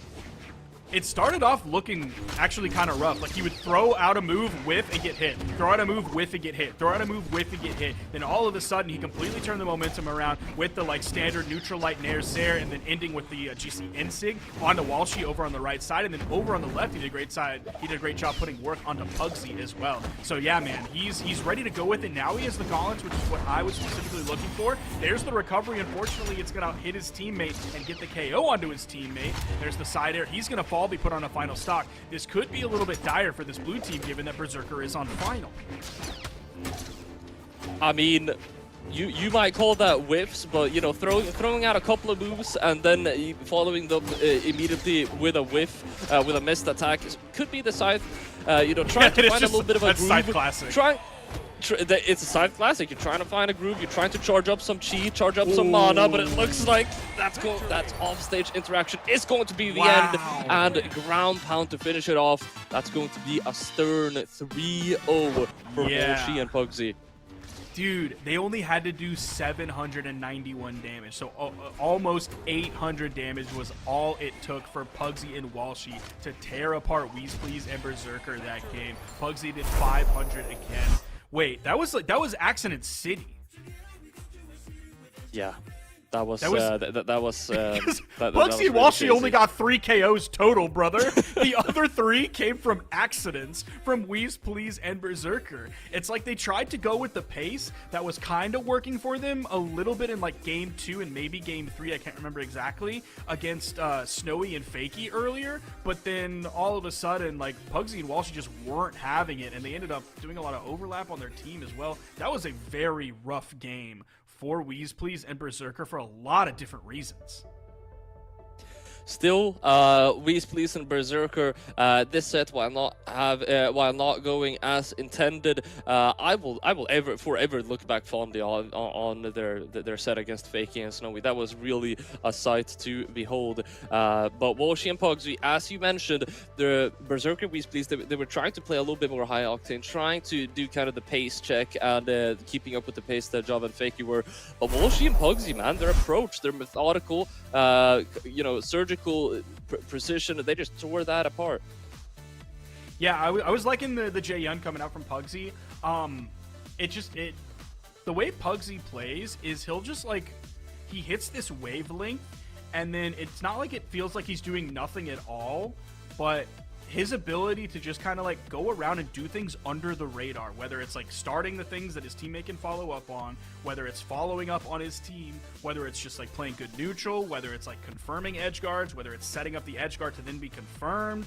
Like Pugsy will just like get on this wavelength and this frequency where it's like this like beautiful lull, and I mean lull in a good way here, where, man, I just like don't understand how he gets on that wavelength, because I'm not even thinking of like anything really insane that he did. It was just like really solid gameplay all the way through. He just has such good 2v2 fundamentals.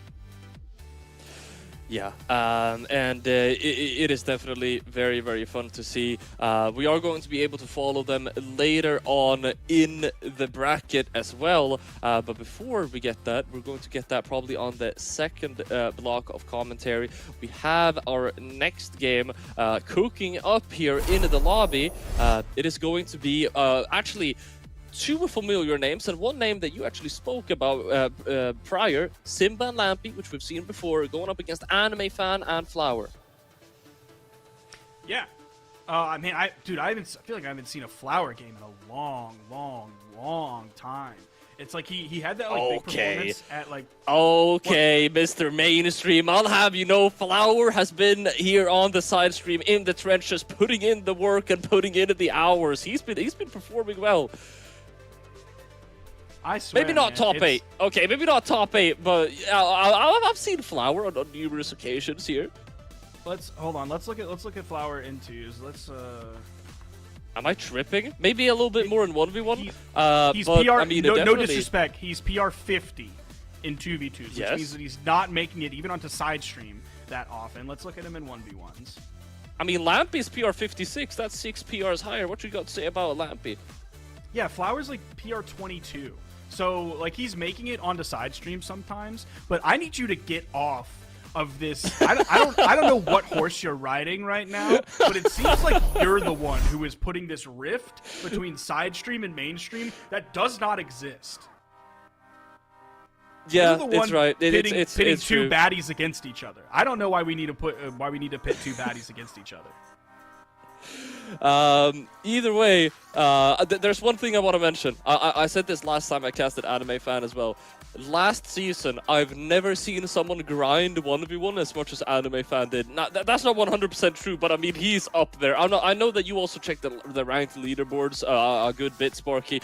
You saw the numbers that he was putting out. I'm talking like mid-season, 1,200 ranked 1v1 games or something crazy. Yeah, there's like we always talk about specifically like really it's like mostly the Brazilian players, but like South America in general. Oh, okay. Already trying to pressure off the top, dude. They were trying to KO Lampy again, just like we saw the Bren do previously. Dude, how many team combos have started and ended? 3? Oh, we almost had another one there. Off of that spear neutralite, Anime was instantly looking for the Gauntlet D-Light. So yeah, they're hunting for them instantly as soon as they can pick them up. All right, Simba and Lampy. We're seeing some of that spear gameplay that we know that we got from the last time we were able to watch them playing this methodically, playing it slowly, trying to split Flower and Anime Fan apart. But Flower and Anime Fan, I mean, they got some fairly explosive energy going into this. Yeah, Simba's going to be the first one to fall on his stock. Anime and Flower are in a pretty good spot here. They're not perfectly in KO damage, and definitely, since they have the man advantage here, as Lampy was spawning back in, they weren't really in danger of getting knocked out. There's the ground pound. Both members of the red are on the edge. There's the down air. Ooh, Flower was caught in the middle with that down air, so he ended up not having enough to get back over to the wall after he got hit. Yeah, he got that extra jump back after getting hit with the down air, but that was really all he had left. The end light coming out to interrupt the signature that Anime Fan got that could have led into an offstage interaction to get the knockout. That was insane coming out from Lampy and Simba, and it will eventually lead up to the knockout too. Anime Fan going down to their second. Lampy and Simba, though, I mean, it looks like they're hitting a little bit of a roadblock in their run right now. This is definitely a very different tone compared to last time we saw them. Yeah, Simba's in a little bit of a worrisome spot given how much damage he has and given that he's playing Hattori, a lower defense legend. Ooh, okay, there's the KO. It's the sidelight into the recovery for the KO. It was, even if he didn't get hit by that, he was probably going to get hit by the bow recovery. Lampy able to get the sidelight D-Light Sair onto Nice. Anime Fan. The Sair 2 off the right side. That's going to be 3 stocks to 3 now. Flower wants to go for an off-stage interaction with the unarmed, but Simba is able to swoop in there and help their teammate out. Slide into the recovery from Lampy. That's going to send Flower on the final stock. If red team can get Lampy out of there, we're going to be at an extremely even game. Oh no, it's going to be Simba the one who's going to do it. And we're carrying over some of the accidents from last set into this one. Right. Completely even out at this point. Anime Fan and Flower. I tend to think that they are slightly favored here just because of how explosively they've been playing, but Simba and Lampy, they're ever so slightly beginning to play each stock just a little bit better. I'm starting to get a little bit worried as the damage starts to add up. Simba throws Anime Fan off stage. Flower with some friendly fire too. They're just getting bounced around the place. Somehow Anime Fan and Flower are keeping it even. Ooh, great interruption there instead of going immediately down onto Anime. D-Light, oh, great interruption there!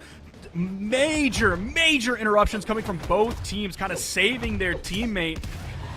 It's going to be Lampy, who's the first one to fall here. It's now Simba in the 1v2. Certainly winnable for him. It is going to be tough. He can't. Oh, Anime comes in with the Gauntlet and like to get the KO there.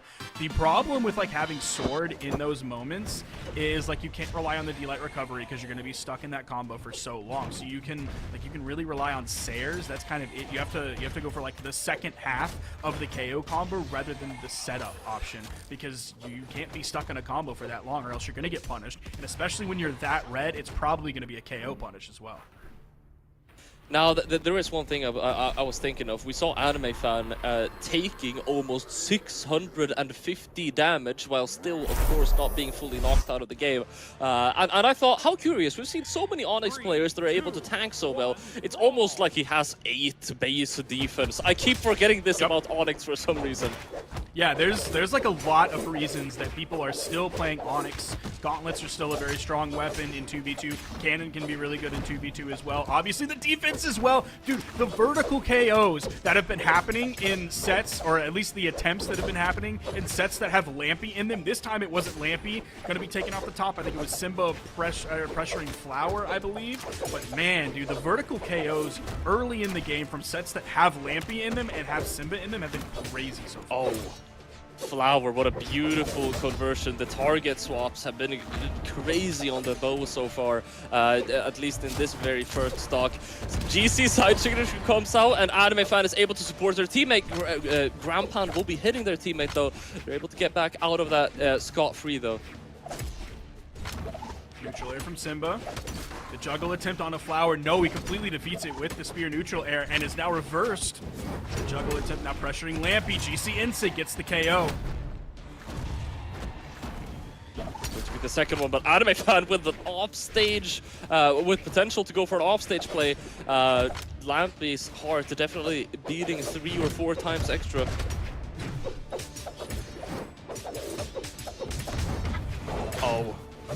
Oh, they both go in with the ground pounds. The double ground pound. Yeah, I mean, how are you able to get back up from that? It's going to lead to a knockout. Now, immediately target swapping over to Flower as well. It feels like they're dominating this space right now, but it's still even. Oh, just barely. Yeah, they're barely behind. Yeah, if we average out the damage, it's still the red team in the lead on this one, partially because of Anime, who's in the yellow, but even Flower is still in the orange compared to Simba and Lampy. There's the neutral signature. There's the held down signature. He was going to try and get behind again like he already did once in this set, but Anime was there to cover it this time instead of letting the punish go through. We're trying to get back up. Lampy doesn't want to commit to an offstage, doing that really funny thing whenever you're on the off, whenever you're trying to edge guard someone, where you don't know if they're trying to edge guard or if they're trying to team combo the enemy that's on stage. So we've got some mind games going on there. Lampy able to get back up, but only for a moment, getting knocked out with that ground pound from Flower. This sphere is making some magic happen. Now the double spears on from Simba and Lampy. They get the KO, putting everybody now on one stock in this game. Simba's about halfway through the stock. Does have to be careful. There was the counter punish from Flower, then the counter punish coming in, I believe, from Simba. And Simba, just like that, dude, is taken out of the game. Anime deleted him so quickly. Anime Fan and nice Flower. Weapon toss. Nice down air. Weapon toss downward. Okay, Lampy's still able to get back up, though. 1v2 situation. He has a spear, so he's able to float around with some of these aerials. A side signature is going to be slightly easier to punish, though. Over onto the sword. We got 2 whiffs all in a row. Of course, they're going to find a punish off of that. It's not going to be the knockout, though.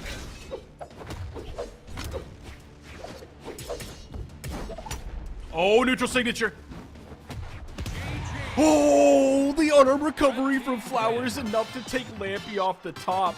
The pressure, you wanted to chase that so much. And now Lampy and Simba are down 0-2. They're struggling to find any solution. Even though that game was close, they're struggling to find like what they need to finally close these games out against Flower and Anime. I mean, I felt as if Flower's target swaps were a little bit more clean and he was really getting to work in this game. And I mean, look at the stats. That, if anything, should tell you the story. 670 damage, 5 knockouts. Flower was going to work. That's not to discredit Anime Fan's damage whatsoever. Anime Fan got damage that doesn't show up on the scoreboard as much, but also makes a massive difference in the game. He got that damage primarily. You see 100 more damage on the gauntlets. He got them in very, very stressful situations, maximizing the pressure onto Simba and Lampy, whereas Flower was just target swapping and getting that chip damage. We have a double legend swap coming out from Lampy and Simba. How do you feel about this, Porky? I like this a lot. I think this pick is a lot more meta, given that, like, you know, Cross isn't really as meta anymore as Gauntlets are still, like, he still has Gauntlets. We'll see what Simba has with the blasters here as Lampy again, dude.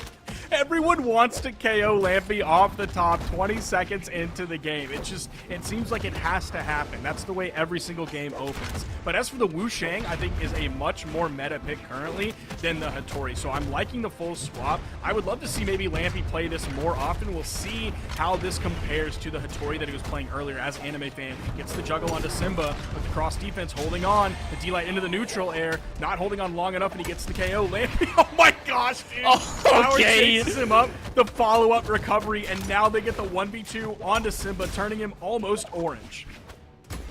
Wow, this has just been bullying at this point. Lampy, the vertical threat coverage from Flower and Anime Fan have been phenomenal, and yeah, they're doing a great job right now. One thing that I immediately think of, Flower doing a super good job on the bow. This is, to my surprise, quite a dividing subject, but I believe gauntlets into bow is fairly nice for bow. So Flower is going to be able to get some extra work done there, especially spear into gauntlets is going to be very nice for Flower. So Flower has a lot of winning matchups going into this game.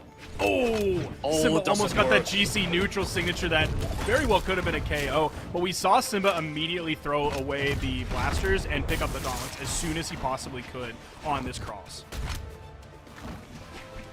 Now he's going over to the blasters, see what he's got. Maybe he was just trying to strip the field, and when another one comes in, he'll hope to swap these out. Blasters are, you know, they have their spot in the meta just because they have several moves that will lock the opponent down for a while so your teammate can follow up. Oh, Anime Fan, go for that recovery to try and get Simba. Ooh. Oh, but what is that? You somehow managed to save Simba. No options left. He's able to get that chase dodge, and that is going to be him sustaining that stock. Anime Fan and Flower, small oopsie, but they're still in the lead here. Dude, the weapon toss that went up from Simba, it kind of bounced off the wall just a little bit, and he picked it up just in time to hit the neutral air to give him a chase dodge up. That was beautiful gameplay. Also, the way that right after that, Anime Fan got an end light, free punish that he could have used at any moment, but he waited for as long as possible just because maybe he can catch both of the opponents in the end light. Simba and Lampy just a little bit behind in this game. It's certainly not all lost if they can really focus on getting Anime out of here. Oh no, punishing the dodge with the GC Insig from Anime after the starter. Are they going to fully end Simba's stock here and end Simba and Lampy's dreams of moving on the elimination side of this bracket? Simba able to grab that recovery. That's now one stock against two, but you're all the way down into red. The side signature is not going to be enough for a knockout, though.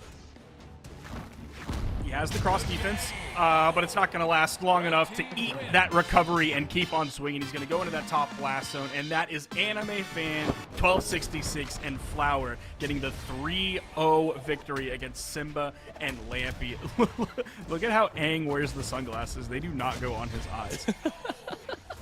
They're just like but on one thing his I was forehead. thinking of, this time around, Anime Fan was the one to get 5 knockouts. It's a motif that we mentioned yesterday of a very, very good team. You gotta know when to let your teammate be the star of the show, and you gotta know when to support them. But we do actually have the exact same damage dealt coming out from Flower and Anime Fan. We have some insane synergy going on, and they're definitely deserving to advance further on into the bracket here, where we will be able to follow them later. Their opponents, which have not been decided yet, is going to be Levitating and Rise or Aquatic and Monihalla.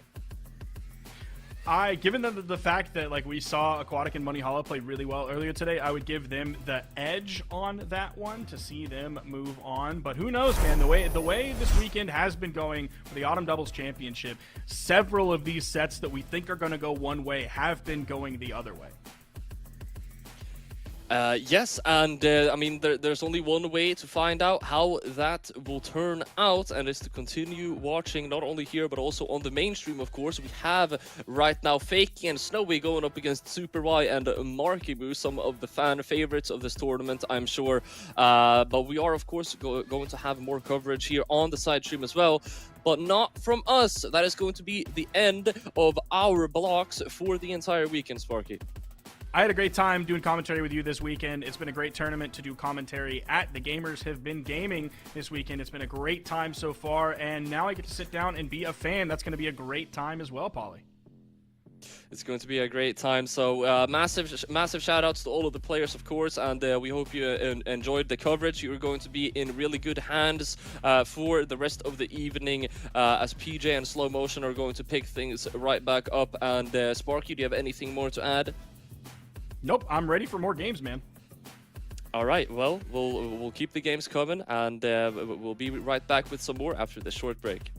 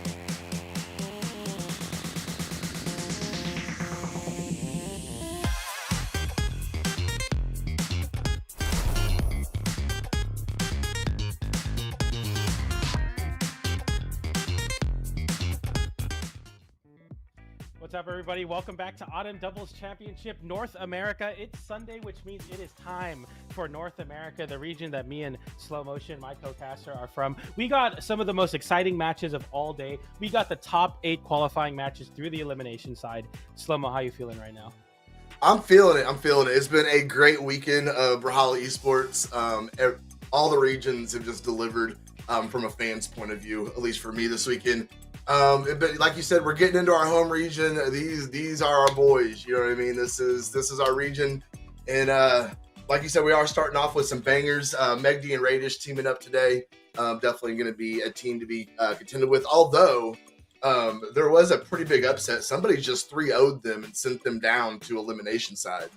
Yeah, it was Bunny and Truckstop who was able to get the 3-0. They've been on an absolute tear. Truckstop beating his former teammate in Guichabu and Hasz to make it forward here. And there's a lot of really interesting upsets going on. A top 8 qualifying winner side match. We got Aquatic and Monihalla who beat BalloonBoy and Hideway versus Levitating and Rise. So no matter which way you cut it, there's a lot of crazy matches going on right now. So we are looking forward to that for sure. Absolutely. We are working on getting these players in here. I believe there was a lobby swap, so there might be a little confusion on which lobby that they need to get in. But like I said, we're gonna get MegD and Raidhyn, BalloonBoy and Hideway. Raidhyn and BalloonBoy you will see both of them next weekend at the Royale. They have both qualified, so it'd be cool to kind of see them start to throw down this weekend. We're taking a look at the breakdown here. Raidhyn, a little more well-known for his ones performances, but has been on the podium a couple times in twos. MegD, of course, has done pretty well as well with 31 top 32s. Raidhyn coming in with 24. BalloonBoy and Hideway, not as much, but BalloonBoy is definitely one of the players we've been talking a lot about here lately. He's been doing really well this season, well enough, like I said, to qualify for the next Royale. So we are starting to get them to start dropping in the lobby. We're going to be able to get this first game going. Yeah, absolutely. I'm going to be very excited for this one. Of course, MegD, Raidhyn, some of my favorite players in North America. That will also be represented at the Royale, of course. But twos is interesting, right? Because this weekend, I feel like what's been cool is everywhere around the world, we've been seeing some pretty interesting legend picks. We saw a lot of Sidra yesterday. We've seen just in general a big variety of legends, which is very exciting heading into next week, which will be the Royale, and the week after, which will be BCX. So, of course, this is kind of the last testing ground for a lot of duos that we're going to be seeing at BCX. You know, a lot of LFT tweets on the timeline. You know, got to get a teammate ready to go, and it's a great time now to do so. Yeah, it's crazy. I'm like, man, that must be a little stressful. But nonetheless, I think what's going to be cool about North America is I feel like North America is like the forging ground of what the meta looks like for twos. Like whenever I think about it, they're always like on top of it. They've been playing Gauntlet since the beginning of the season, and beginning of the year, sorry. And they have found a lot of success on the Gauntlets. And we're already seeing here, as we have a BalloonBoy on the Aang, Hideway on the Onyx, more Gauntlets to be seen here in North America. Should be interesting, to say the least. Yeah, you brought up the fact that we've seen a bunch of different legends this weekend, and of course Raidhyn, you already know what he's going to lock in on. But this is the first Red Raptor that we've seen on broadcast, at least on side stream all weekend long. So at least Raidhyn, in that standpoint, will be bringing out a little fresh legend for us to take a look at. Me, of course, as Red Raptor main, I love watching a Raidhyn come out here and perform. He's a maestro on that legend. And it looks like we're going to see a Chun Li pick from MegD going to match up with that Wusheng. Yeah, MegD most recently has been playing a lot of the Chun-Li for sure. You see a level 100, of course, utilizing the gauntlets to great success like you do in twos. And obviously MegD is known for being really good at using sword on Val, but also the secondary weapon being that gauntlets is definitely going to find a lot of success there. It's also nice to see kind of the way that you have to build your team around somebody like Raidhyn, who plays Red Raptor. It's a very particular weapon kit Yes. and also signature kit. So you're looking at like more unconventional strategy, not only in neutral but also punish. Whereas Wusheng and Onyx can literally do 4 sigs into each other and they all combo. Right? MegD and Raidhyn have to work a little bit more creatively to get those things to stick. So it's always a pleasure to watch them. Whether or not they'll find the success in this kind of unorthodox pick, we will see as we get into game number 1 of BalloonBoy Hideway versus Raidhyn and MegD. The winner of this moves on to top 8. The loser gets sent home at 9th. So we'll see who comes out on top. Raidhyn and MegD being knocked out at 9th would be great. We'll see if that is what's going to take place. I'm gonna keep it real. I'm a little interested to see what the pacing of this game is going to look like, or the pacing of the set is going to look like, and how BalloonBoy and Hideway are going to be able to deal with MegD and Raidhyn. Both have a very particular talent of being able to control the tempo of a game very, very efficiently. Oh no, that is so unfortunate. I will go ahead and point out BalloonBoy has been on Twitter all day long. He is having some serious internet issues today. And we just saw that unfortunately take place for him here in the opening parts of this game as he just kind of walked off and gave the stop. Yeah, unfortunately there, but BalloonBoy and Hideway are actually the favorites to win this match. Seed number 3 of the event, PR 6 and 7 respectively. So this is a team that's well practiced this season. Summer doubles they got second, spring doubles they got second. So winter doubles they got 4th. So they've only made top 8s as a team so far.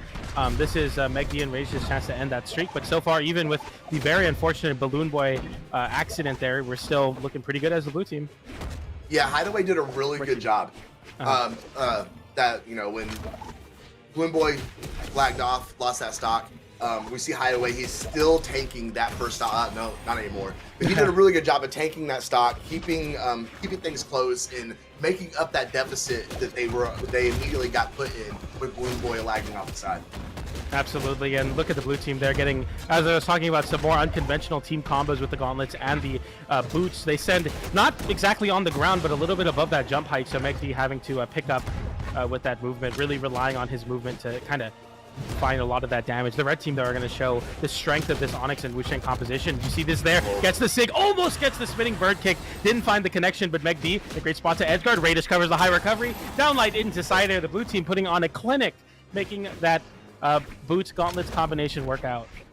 Yeah, it looked really well, and they dropped it, couldn't get that signature connection on it, but they were able to clean it all up, get those stocks anyway, and now Raidhyn is the healthiest on the board. Oh my god! Insane! MegD finds a ground pound on Hideway. Hideway cannot make it back. Raidhyn taps it in. BalloonBoy trades it, but Raidhyn had an extra stock. MegD just kind of has to hold on here, and he will. And now BalloonBoy Weapon Star versus the more unorthodox, but you see MegD Weapon Starving also picking up some gauntlets. A great weapon here in this 2v1 situation. BalloonBoy just fighting to create some space on this spear, but I mean, it just might be too little too late.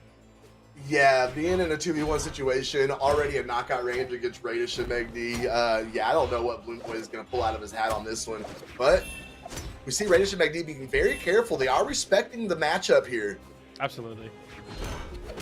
Into recovery. Yeah. Not the recovery, not enough. Weapon throw out. BalloonBoy does a good job dodging through it, but then his dodge is gone. They're able to get a nair on him as soon as he comes up on stage, but he is clinging to that edge and actually fighting back here. If he can get a couple more attacks on MegD here. MegD sitting back and playing support, however, nice there. BalloonBoy's doing a really good job dealing with this situation that he's in.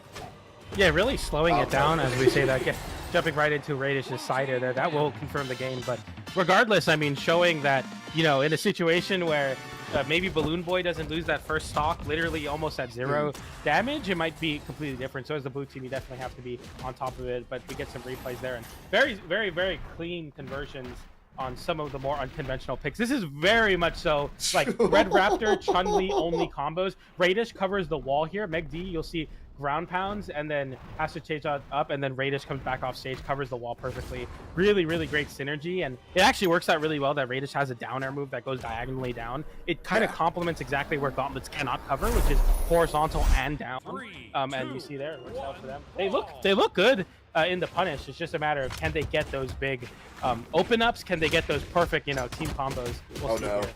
Well, as they were answering your question right there in real time. They kind of fumbled it there a little bit, but still opening up with some good damage against red team. Ooh, Raidhyn trying to steer his way over, can't connect on it though. BalloonBoy reached up with the recovery, the Nair whiffs.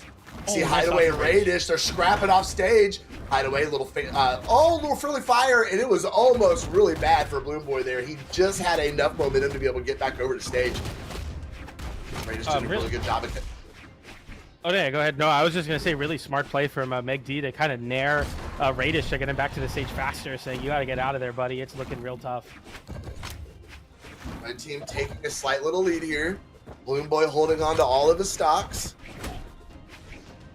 There, see if he can get some more pressure on MegD over there. Being careful. Up and throw out, misses. Hideway gonna go ahead and give BalloonBoy just a little boost there. Put him in a good position to actually put that nair on MegD. Raidhyn's yet to be hit yet this stock, and we'll find the double KO almost. The weapon toss comes in. Tough spot to be in though. Can you make it back? No, you cannot. The pogo comes in, and Raidhyn still perfectly clean on his second stock. Playing very, very well right now. And MegD's still sitting on his first stock. Blue team's getting a fantastic lead here. Oh, that's going to go ahead and confirm on MegD. At least going to go ahead and tie all the stocks up. Nice conversion off that team combo against Raidhyn. And blue team has got themselves in a fantastic spot, putting more pressure on MegD off stage. Raidhyn going to come underneath them with the recovery. Oh, Hideway going to go ahead and retreat, come back, put that 2v1 pressure on Raidhyn. Red team's playing very, very well together here. Nice passing catch between Hideway and BalloonBoy. Going to finish it off with that Sarah weapon throw to MegD's face. Going to keep him out of the way from coming over and helping Raidhyn. BalloonBoy, get this man an Ethernet cord. He definitely is going to need something because that swings the tide of the match so much. Obviously, they go from 4 stocks to 3. Now it's even stocks. You know, definitely not a deficit by any means, but definitely something you don't want to see. Gets the down air there, looking for some more. The red team has the ledge pressure into the right side. BalloonBoy hitting Hideway a little bit there with the weapon tosses and recoveries. MegD looking to charge up into Raidhyn sig. Not enough time though, as BalloonBoy gets an appropriate side sig punish, and it's looking real tough here for the blue team. Dang. It is, and I'm really impressed with the way red team is handling this problem that they're having. Like I said, BalloonBoy's been on Twitter all day. Just saying, look, I don't have a solid connection, and saying he cannot wait for the Royale where he can actually, feel good when he's playing. And they've been dealing with this situation throughout the bracket today, and they're up against MegD and Raidhyn, and they've given them at least 1 stock both these games. BalloonBoy giving him another one. Yeah, I was gonna say if they can still win with being at this disadvantage, I mean, the amount of props and respect that you got to give them.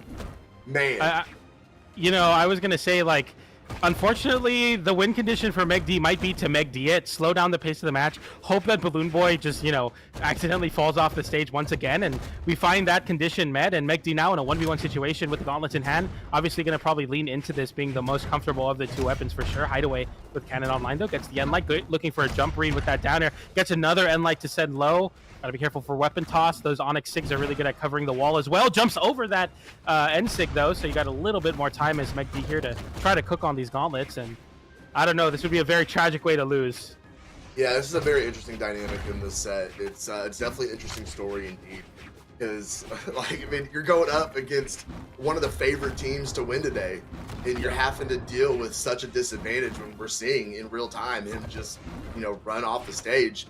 There's nothing they can do about it. That's 2 stocks this game, and still somehow they're just outplaying MegD and Raidhyn, and they're still looking like they're going to get this game and be tied up going to game number 3, and that is super impressive. Yeah, it's interesting, right? Because BalloonBoy is still playing at a very high level, regardless of what's going on with his connection to the lobby. We see him actually dropping out of the lobby as well. But you can't necessarily play like you can't play to the fact that you're going to disconnect. You know what I mean? You have to still play with the intent to win, no matter the odds. And you're seeing BalloonBoy putting in a lot of work. They were able to pass off team combos effectively. They did a lot of great things off stage, for example. It's just a matter of these, this very unfortunate kind of situation BalloonBoy finds himself in. But even regardless, 2 stocks gifted to the blue team. They were still unable to take the game. So hey, they're not doing so bad. No, not at all. Hideway, I mean, he saw what was happening and pulled up the slack, putting in 650 damage, 4 knockouts. Like he had to carry that match. It's what he had to do to be able to help his team out there, and it worked out. So we're gonna I think we're gonna get some games reset. BalloonBoy may be restarting his computer. I wouldn't be surprised. Trying to just get as good as connection as he possibly can. And we're gonna just kind of chill for a second, wait on him to get in here. But very impressive synergy from BalloonBoy and Hideway. They're playing fantastic. Yeah, absolutely, and hopefully they're able to beat the adversity they're facing right now, because obviously they'd like to continue their streak of only getting top 8s in these doubles events this year. Nonetheless, though, I mean, they are playing this match, or they're playing this composition really well. Something I want to point out about MegD and Raidhyn that I notice is they got a lot of double combos, and I think it's because of how active Boots are. Like Boots Endlight and Boots Side Air will hit you like 4 times in a row. So what that does is it kind of freezes you in place, and then your teammate like subconsciously is like, "Oh, I gotta knock him out of the combo starter," and then you just get absorbed in the vortex that is like these Boots moves, and then MegD's like, "Oh, I just have to Endlight and then throw out a Sig," you know, like it. Honestly, we need to see more Boots in 2s. We need to see Tesca. Tesca seems like a really good pick. I'm not sure why I don't see enough Tesca. I concur. Yeah, you got gauntlets for team combos. You got Boots to, just be like a problem. And then if you have somebody play weapons that can kind of pick up on it. And that's probably why you're seeing MegD, for example, lean heavily into the gauntlets. Because like Spear doesn't have a lot of like hit lag on the move. So when you hit someone with Spear, it's pretty snappy. But with the gauntlets, it allows Raidhyn time to kind of freeze people in place. Really, really interesting strategy. It just kind of clicked to me now, which is crazy because it's one of my favorite doubles teams, but it's an effective strategy and it works out. And then you have on the other side of it, Wukong and Onyx, which are just able to, no matter what weapon combination, string together their normals into a Sig from Onyx that will KO you sub 100. So like all in all, really dynamic matchup. Just unfortunate that we're getting some disconnects from one player, but nonetheless, Yeah, it really does impress me. That is such a situation to be fighting against and still be doing so well today. Absolutely.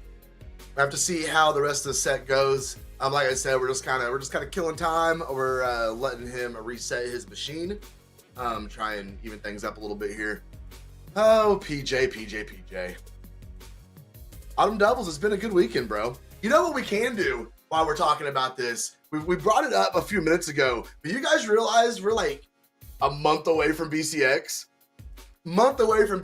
BCX.live. Get over and get signed up. Carpool with your friends. Get your flights booked. Get your hotel. Do what you got to do. Come out. Hang out with the community. Meet all your favorite devs, your favorite commentators, your favorite people. I don't know. It's gonna be great. There we go. It took production a minute there, but they got it. There's the slide. Hey, even if you hate us, show up. Yeah. Like we want to see you at BCS. Like, you know what? You have a problem with a Moogie and you wanna tell PJ or tell Sparky. Actually, Sparky actually balances the game. Sparky, Sparky who is Sparky on Twitter, balances the game. If you want anything nerfed or buffed, please send the messages to him directly. If you want a Moogie nerf, go ahead and show up to BCX, talk to Sparky, make sure he gets him to nerf the legends you don't want to face. But nonetheless. Sparky does like it when you message him about balance. He really does. It's his favorite thing. He loves those DMs. Hearing what you would do with the game if you were in Sparky's position, which is a position to change the game. Exactly. And I want to give a little bit of a gaming hack here for the gamers that travel. Subscribe to create a spam email, subscribe to the emails from the airlines like Southwest and Spirit and stuff, because they always have discounts and they always have like really big flash sales. Like jump on a flash sale and get a plane ticket and get there. It's gonna be a good time. Oh, we descended. I don't know where we descended to, but we made it. We went on a journey right there, PJ. Yeah. We are seeing Raidhyn and MegD come back in the lobby. There's Hideway, but where is the lone BalloonBoy? So BalloonBoy for sure. Poor guy. That's rough, man. It definitely is. And I believe he's on Wi-Fi. I think it really is just like we need to get this kid an Ethernet cable. I mean, if that's the issue, BalloonBoy, I will Amazon. I will send you one right now, bro. We can probably have it there by the end of the day. Yeah, I mean we. Bearded. Hey, wait. Bearded Brawl BalloonBoy would go crazy. Sponsored Bearded Brawl by the Ethernet cable. I'm just saying that would hit hard. Hit me up, BalloonBoy. We'll talk, man. We'll talk. Get him an Ethernet. Yeah. But yeah, nonetheless, he's back in the lobby and back ready to go here as Raidhyn and MegD still locked in on the Red Raptor and Chun-Li. Onyx, or sorry, Hideway and BalloonBoy also on the Onyx and Aang. Hopefully that restart will be the key to this working out better for the blue team for sure. But I mean, hey, even in that last game, they gave up 2 stocks, 2 BalloonBoy stocks, and they still won the game. So I mean, you definitely still have pretty good hope for sure. That's what I'm saying, bro. Like, how did they win that game? How has he given them so many stocks because of his connection, and we are tied 1-1? Yeah, it's absolutely ridiculous, man. It is. But here we go. We're finally ready to drop into game number 3 on Apocalypse, and we're gonna see how this one plays out for both these teams. Because I'll be honest, if you look at that last game, I mean, MegD and Raidhyn got outplayed. It probably shouldn't have been as close at the end that it was, and we're just gonna have to see if BalloonBoy can hold on to his connection and try and persevere here. As already the damage coming out from blue team against Raidhyn and MegD. And Raidhyn is slowly but surely finding himself in a knockout range, and not a whole lot of offense able to come out. There we go. BalloonBoy hitting the signature, sending Raidhyn up in the sky. Sweat beads out, comes back, touches the soft platform, looking for a weapon drop. Is Hideway and BalloonBoy just able to 2v1 MegD? As Raidhyn was sitting back in the cut, just waiting for a weapon spot. Nice coverage there for MegD to be able to convert off of that side air from Raidhyn. Very low to the ground, still finding the NSYNC connection, which is definitely something you're very happy about as MegD. To be able to get your Wushang signatures to confirm off of these moves that either have a lot of range or a lot of activity. So definitely very important for the red team. Big part of their win condition. Nice side air there, sending Hideway away. Nowhere near KOing versus a tank like Onyx. That Nair definitely will KO though, as MegD will MegD it out on the wall here, looking to control and finds a reversal. You get a little too aggressive trying to KO MegD, you eat a ground pound for it. Yeah, it was a well-placed ground pound as well. There we go. We're going to see the team combo conversion. Oh, they're trying to catch them both up in their trap. Oh, BalloonBoy reaching in, gets a little team damage from Hideway against him. Trying to put the pressure on Raidhyn for some more damage on MegD. Still on that first stock. The Sayer's going to send him close to knockout range, but a little too far to the right side to knock out on that side of the map. Whiffing on the Sayer. MegD finally being taken off that first stock. Raidhyn trying to run, trying to escape, cannot stay out of the way of the helicopter though, and BalloonBoy going to take him out with a recovery.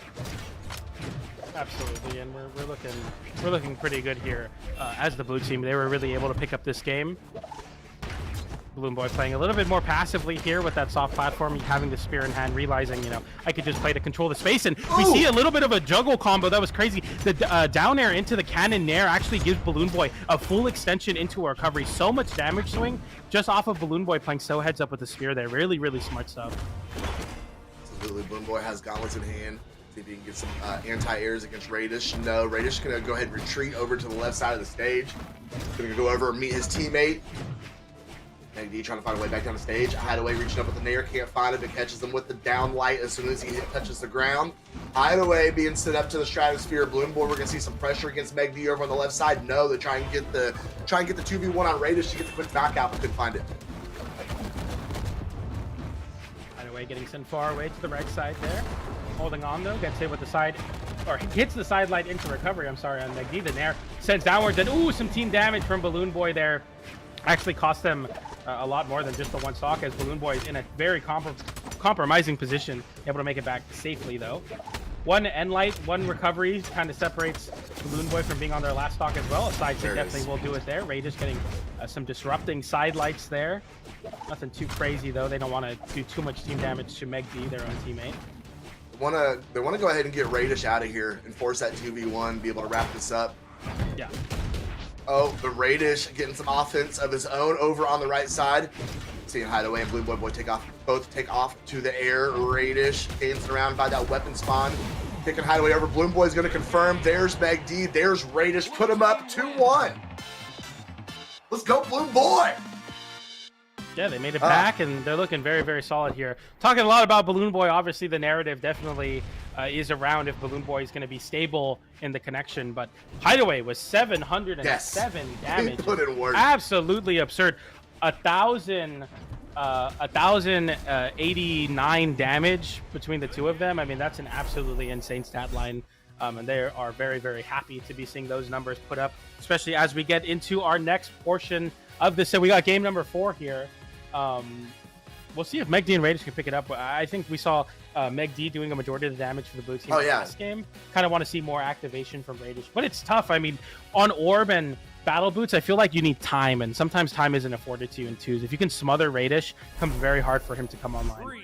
Well, that's exactly what they did. They shut Raidhyn down that last game. He only did 270 damage. Not a whole lot of offense output from him, and they really just took him out of the equation that last game. They were actually able to finish off MegD right there a split second before him, but it was a very good job dealing with the issue that is Raidhyn and anytime he is on the map. Let's take it up in the air. Oh, Hideway gonna get some good damage on both the members of red team. Weapon throw coming out, switching back over to that cannon. Gonna turn around and put it on MegD. Swap it back over to Raidhyn. Oh, they're trying to set up a team combo. Can't get it going though. Raidhyn and MegD trying to stay on each side, trying to get that pincer attack on Hideway and BalloonBoy and set up those team combo conversions. There it is. Yeah, Ooh, exactly the what they were trying to do that whole so time. clean. Yeah. Yeah, and that's the benefit of a weapon like Orb, which is more unconventional in 2s. It has a very, very easy angle that it sends you at to follow up with signatures.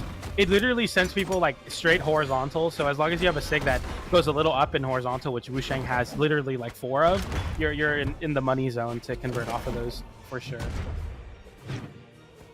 We're gonna do on against Raidhyn here. No, he's gonna get back on stage and he is gonna run.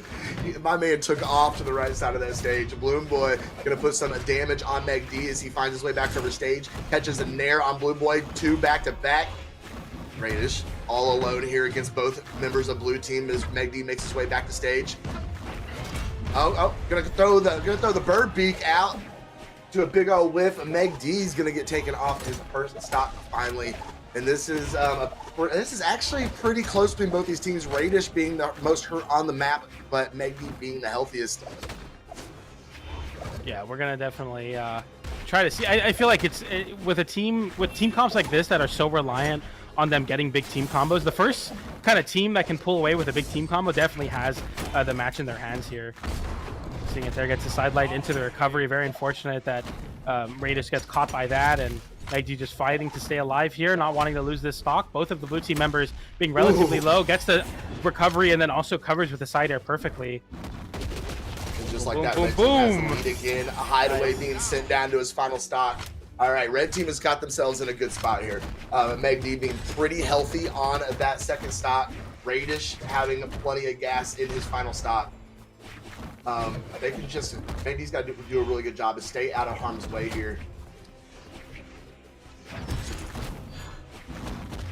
Over MegD, good pressure against Hideway.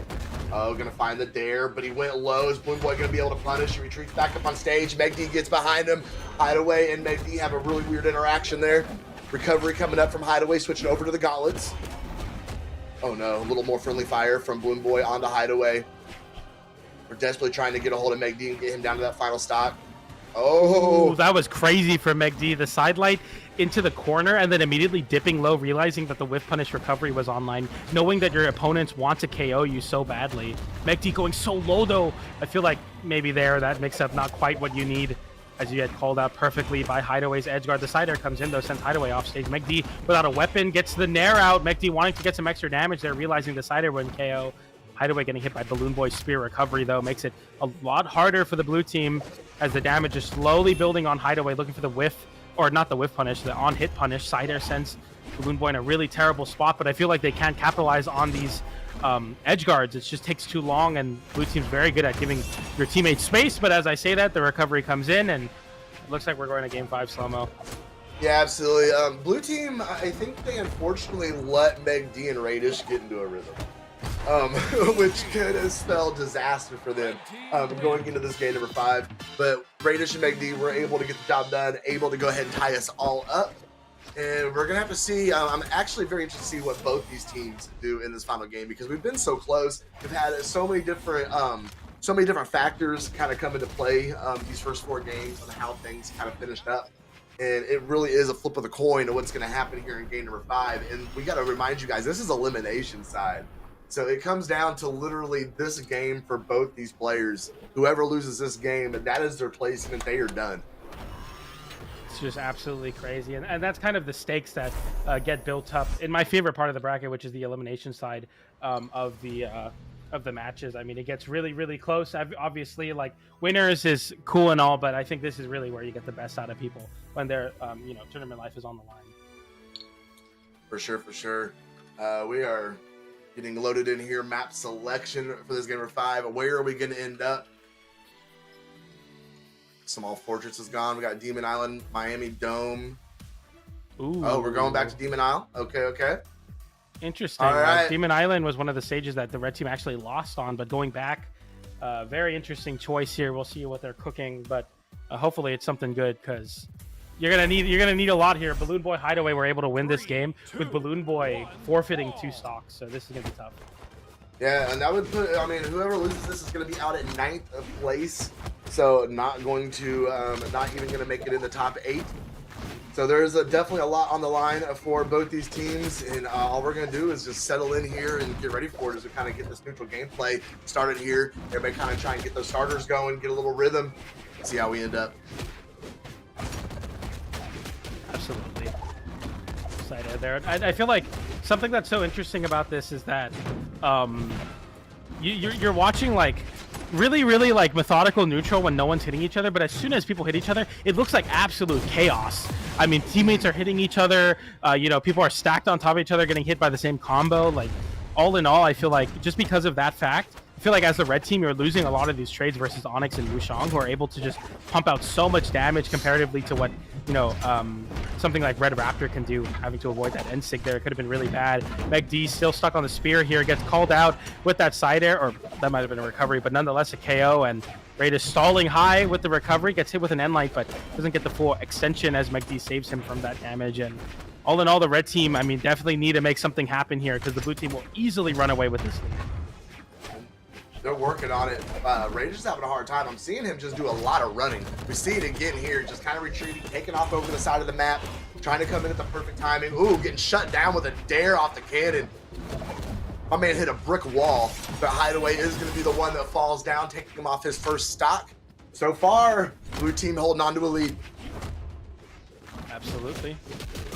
Nice set of recovery there from Raidhyn. Kind of a little bit of a trick there. You don't feel like you need to dodge, but that recovery will definitely scoop you up if you just try to hold those resources for too long and get greedy. I like that side air, but oh no, MegD getting the Sig to connect on Raidhyn, and an unfortunate team KO there. It was smart because you want to send the combo off of the side air, but because the damage was so low, it actually cost Raidhyn to stock instead. Now both of the red team members stuck in a really bad spot as Raidhyn is getting 2v1 on this wall. You see Hideway just kind of burst through there with that side light, even punishing MegD for trying to get involved in saving Raidhyn off the wall, but a big extension there with the down light into down air, gets the Wushang down sig as well, and just so much damage swing for the blue team as, like I was saying, they're running away with this momentum. They really are. Blue team's looking great. It's actually kind of interesting. It was almost like Karma came in there and gave blue team their stock back that red team owed them. Nice little team combo there for the red team as they're able to get one. They didn't get BalloonBoy, but I mean, you're about one good hit away from doing so, which is great. This is exactly the stagger you want to see, because there BalloonBoy gets unfortunately team KO'd as well, but I mean, Hideway did a really great job at not getting a team combo there, and oh my goodness, that's a big conversion, and now it all comes down to Raidhyn. Can he make this 2v1 happen?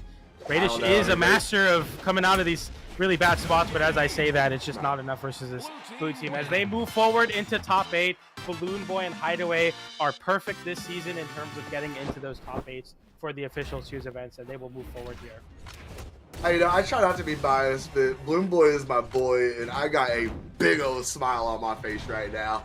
That is so good from them. I'm so proud of them being able to get up here, knock out one of the big contenders, one of the favorite teams to win today, knocking them out of contention at 9th place. That is such a good job. We're seeing them finish up Raidhyn right there, and they are going to be moving on congratulations to them. Yeah, absolutely a great showing and a nice long set to start it off. I know we got a lot of 3-0s in EU and South America, but there we got a game 5. We had some menuing errors, but nonetheless, we're going to be moving forward here with another great matchup. I mean, these are some of the best twos players in the world, already in the elimination side of the bracket. We have Anonymous Alex versus... Anonymous Alex and Graveyard versus Walshy and Pugsy, which is going to be a very interesting match. Absolutely. Walshy's one of those names, like, he just pops up every now and then. He used to be a community tournament demon. He won so many of the OG Bearded Brawl tournaments that I think I lost count. He used to be very, very, very active in that. Every now and then we'll see him pop up in a major. We'll see him do really well. Holding on to that power rank 41 over here, but teaming up with Pugsy is definitely going to put some really good energy, some really good skill on his side. But then you have Anonymous Alex and Graveyard. Graveyard holding on to power rank number 21. Anonymous Alex, though, known for that Taros, known for that heavy swing, that beautiful axe gameplay. I think this is actually the first time I've seen him play. I've commentated him since the axe nerf. So I'm very interested to see if that changed his approach and changed how effective he is piloting that legend. No, absolutely. I think anybody that's playing Axe is definitely going to be feeling those nerfs for sure. And we have might be one of the most interesting selection screens I've ever seen. We have what seems to be Walshy on the Kaya, Pugsy on the Jayun, Anonymous Alex on Imugi, and Graveyard on Imugi. So it's 2 Imugis, a Jayun, and a Kaya. It's going to be interesting for sure. So I was wondering if this was going to pop up because right before our block, if you remember, I went AFK for a minute before we went. And I was in the other room and I was scrolling Twitter and I saw Experience make a post about, the double turtle. And I wondered who it was that was playing the double Imugi today. And of course, it's Anonymous Alex in Graveyard. So this should be very interesting. I don't think I've seen this yet since Imugi has been legal. Okay, to give him the benefit of the doubt, Imugi kind of has everything you want in a Tuesday. Yes. High damage, high defense. With the speed stance, it's not too slow. Dex doesn't matter because you have a great sword. Really great signatures that cover a lot of space and easily convert off of a lot of openings. Sigs that are able to allow your teammate to get back because it creates a lot of space for them. You have Axe. I mean, I don't know. I feel like this could definitely work out in ways that I don't think anyone is ready for. And I don't know if I'm ready for it, Slow-Mo. This might be a scary proposition being presented right now as we have Anonymous Alex and Graveyard both on the Bone and Moogie. It's going to be tough. I'm going to keep it a buck. I think this is going to be a goofy set. This is chaos. This is going to be goofy. Chaos incarnate. I mean, you got 2 Amugis on the screen. Who would have thought? And we got 3 great swords. In 2s, by the way. This is a 2s bracket. Right. No, this should be a very goofy set. It should be entertaining no matter what happens here. Definitely just to see how this double Imugi plays out. And how Walshy and Pugsy deal with it. Pugsy and Walshy, both very experienced players. Both have been in Valhalla for years. A lot of experience under their belt. And this is a legend that they probably don't have a whole lot of experience against yet. Pugsy being taken low, recovery off the axe. Great job from Walshy. Going to come down, hit that ground pound off the bow, and go ahead and to confirm that stock. There goes Graveyard. The red team's got a slight lead. They are doing so much damage right now to these Amugis, but as I say that, the Mugi 6 come in, and that is a double Sig, or 2 Sigs, 2 KOs. Oh, look at that! Look at the team combo! They're cooking! They're literally cooking on Imugi 2s. That was crazy. They hit 4 Sigs, Slow-Mo. That did like 1,000,000 damage. Jayun already passed 200 damage. It's so goofy. I can't even. Wait, you could just Sig the whole time? You don't even need normals? That's insane. Yes. Oh, he hit his own teammate. They're cooking too much now. Gotta dial back some of that fire breathing. Oh, it connects and it KOs. This is ridiculous. Serious, the Sigs keep hitting, bro. This is too much. I can't even take this serious. It's What just is working. You have happening? to respect it. They're not playing Greatsword, by the way. They're completely on double axe. It's double axe with insane sigs. Why wouldn't you do this? No, this is funny. This is really funny. I mean, Walshy and Pugsy, let's do the commentator thing and keep it real for a minute. They're doing a really good job dealing with it. Yeah, because you could easily get lost in the sauce here. I hate making these food puns with the Moogie on the screen, but it's true. You get lost in the sauce for sure. He's a chef, guys. It's funny. He's cooking. He's cooking. Yeah, going for that big edge guard there on Graveyard, but unfortunately Pugsy has yet to really find any connections on him. Going for that big end sig. Oh, side sig! Just run to the edge, throw a sig. Run to the edge, throw a sig. Double Greatsword online. You have to be careful with these side sigs. They're going to be really great at covering a lot of space. Pugsy, though, able to find that KO there. But Pugsy is KO'able here, but as I say that, Walshy is able to find the KO and bring some order and justice to the world as the double Moogie is yet to take a game. Some order and justice. Oh, no, that was a great job for Red Team. That was goofy. I'm sure that was, hard to adapt to, hard to deal with. We're seeing some of this Moogie action. It's just so many sigs. How can you just team combo with signatures? Double Moogie, bro. What can you do? This is gonna be dude, I don't know how you seriously look at this comp as Kaya and Jaehyun and I'm like, yeah, we're gonna win. I'd be terrified. I would have absolutely no idea how to deal with this, but hey, that's why they're there and we're here, and it's already looking really good versus this double axe Moogie. As I say that though, here's the big damage. Oh my goodness. I mean, they both play axe legends already, so whenever they get big axe combos, it's just another day in the office, but it's still pretty impressive for sure. There is definitely some turtle power on the screen right now. Like I said, no matter whether they win or lose, I knew it was going to be an interesting set. And just the signature kit off of Moogie is just absolutely insane. Oh, almost getting inside of there, going for that GC side sig. You got a downward hitbox that also spikes on Jaehyun. As I say that though, the down sig connects on Jaehyun, which sends far away. Pugsy really struggling to find these connections on that sends downwards.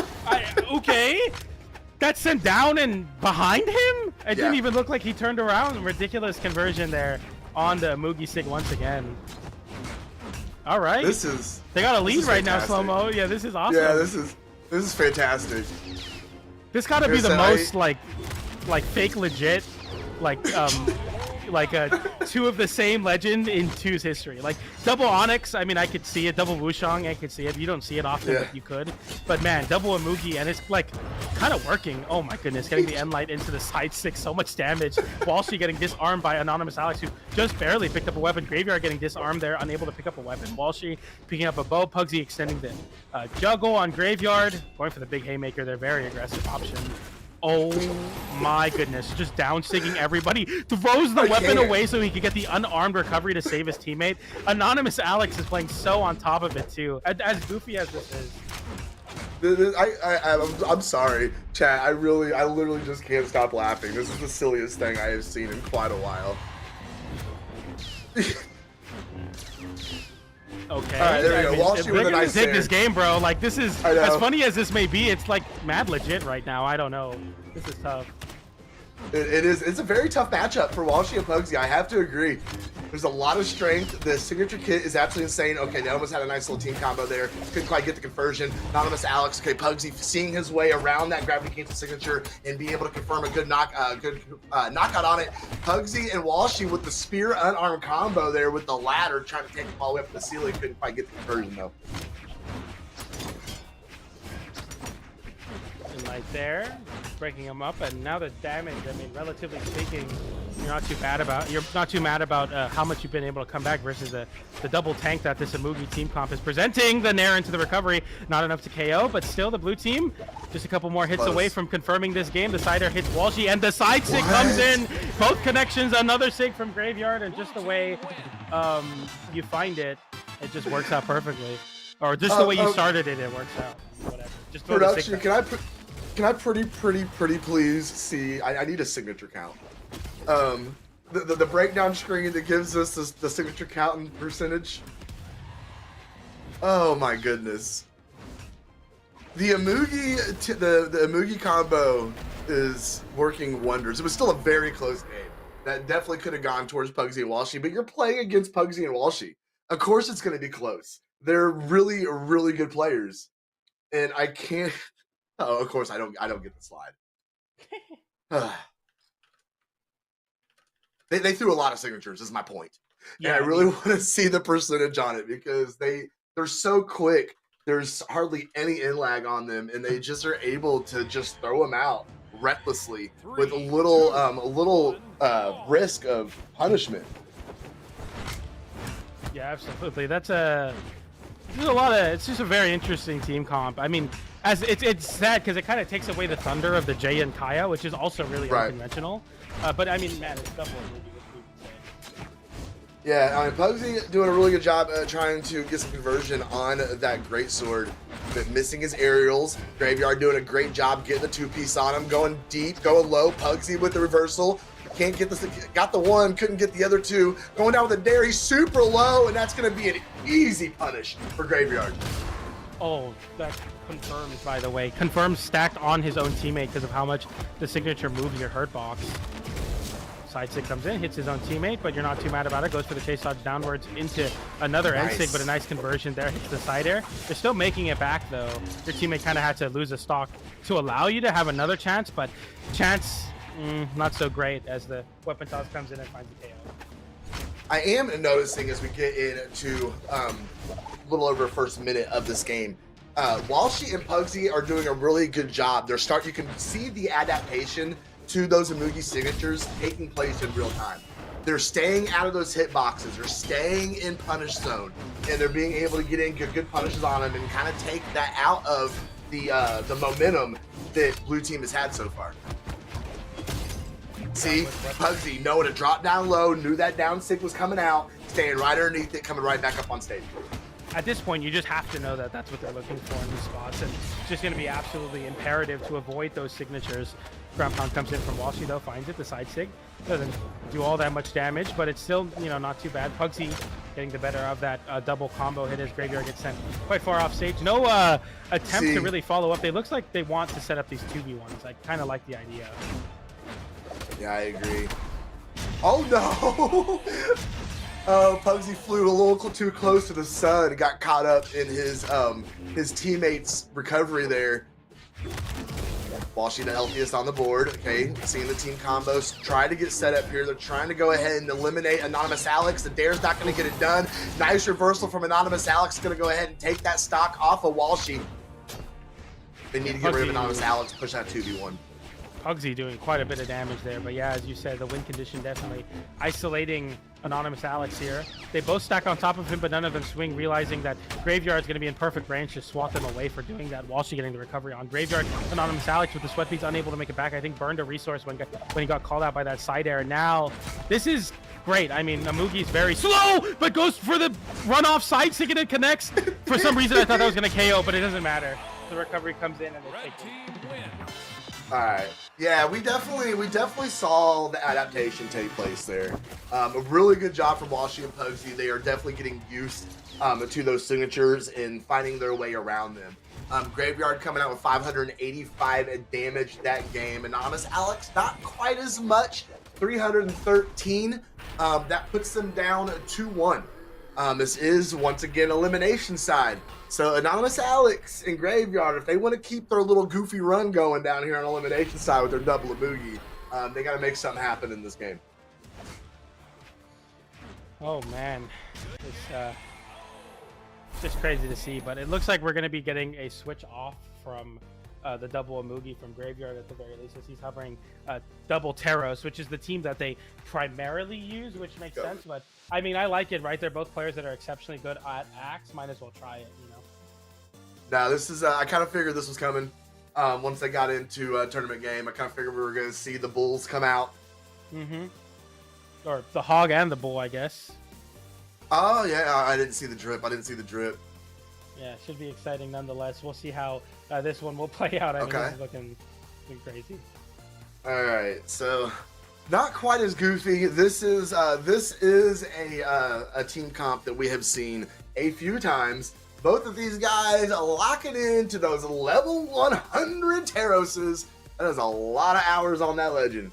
I'm going to come in and try and tie this all back up, push a game number 5 against Walshy and Pugsy, and try to extend their elimination run here. We're going to Demon Island 3-2-1 brawl. All right, here we go. Can they make this work with the double Teros? Obviously, one of those. I was talking about Amugi being fake legit at being able to run 2 of them. Teros is real legit. This is very, very strong. Yes. If you're both kind of locked in on the hammer and the axe, it can definitely work out for sure. There, Graveyard getting KO'd. It looks like. Armus Alex might be struggling a little bit. Graveyard just trying to hold on here, though. Ooh, good. Not going to chase Walshy up. Nice catch off that recovery on Pugsy on the back end of it. Going to put a little damage on him. All right, but they have got Graveyard very close to a knockout range here. Oh, chase up in the air. Nope. Pugsy just going to throw the recovery over. Going to go ahead and bait him in, finish him up there. Sarah's going to go ahead and finish it off. Swap over to the Great Sword just in time to get a stop Sarah from Anonymous Alex. Dodging through the weapon throw. Getting underneath Graveyard. I thought that was going to be an easy shutdown. But Anonymous Alex going to come in through. Going to go ahead and clean it up and get that stock off. Ooh, Oh, snap! sick Pugsy, you're from gone, Graveyard. bro! Oh, Walshy. Oh, what a save, Walshy! That was as low as you could possibly save somebody, by the way. Like, it barely didn't straight out KO, and a crazy, especially on Demon Island, which has such a small wall. Yeah, I've definitely seen people go for those saves and then lose their stock for it as well. So, all in all, I mean, really impressive stuff. Ooh, nice little downlight into the recovery. The Cider comes in, though. Graveyard throws the weapon away, looking to weapon starve Walshy a little bit. Anonymous Alex on the axe once again. Pugsy looking worse for wear, though. You're about the sunset of your stock, as one more hit from this double Teros can definitely be the end of it. Yeah, the Bulls are charging, bro. Absolutely doing super well. Oh, side stick coming out. Walshy gonna go ahead and get the punish. Ground pound. Graveyard gonna dance around. Just time to hit that side sig. Not enough on that top 45-degree corner, though. See if we can get some pressure from Pugsy. He is gonna go ahead and catch Anonymous Alex in that. Gonna take him out of here. And it's super close here. Walshy, though, that is gonna be the wild card. If he can tank out the stock, gonna be kind of hard to do against these Teroses. He's gonna have to really rely on that fast movement from Kaya, that heavy defense, and try and hold on here.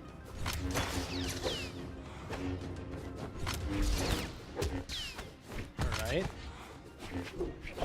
I mean, they were able to make this this lead come back definitely on the back of not only that save, but off of that Pugsy just holding on to the second stock excellently, but unfortunately he held on a little too long as his teammate will lose the stock, and now the 2v1 online for the blue team.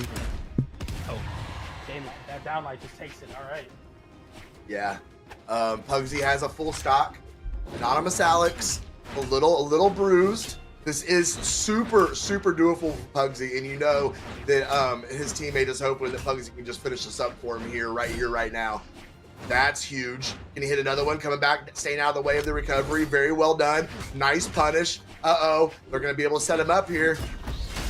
Oh, Pugsy! Not over yet. I mean, he was able to find the KO on one. The downlight into side air. One hit away. Can you make it back? Yes, you do.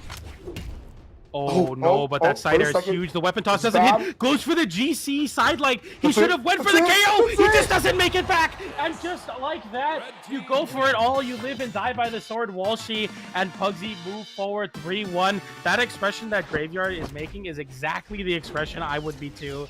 It just did not work out there. Oh my goodness, that's a massive drop as you go for such a big read on that GC side light. That was a crazy turn of events. I'll be honest, in my heart of hearts, I wanted to see the double Amugi make their triumphant elimination run, but not quite enough to take out Pugsy and Walshy, as they are able to go ahead and confirm on that one and be moving on here, as we have to say goodbye to the Turtle Trouble and say goodbye to Graveyard and Anonymous Alex.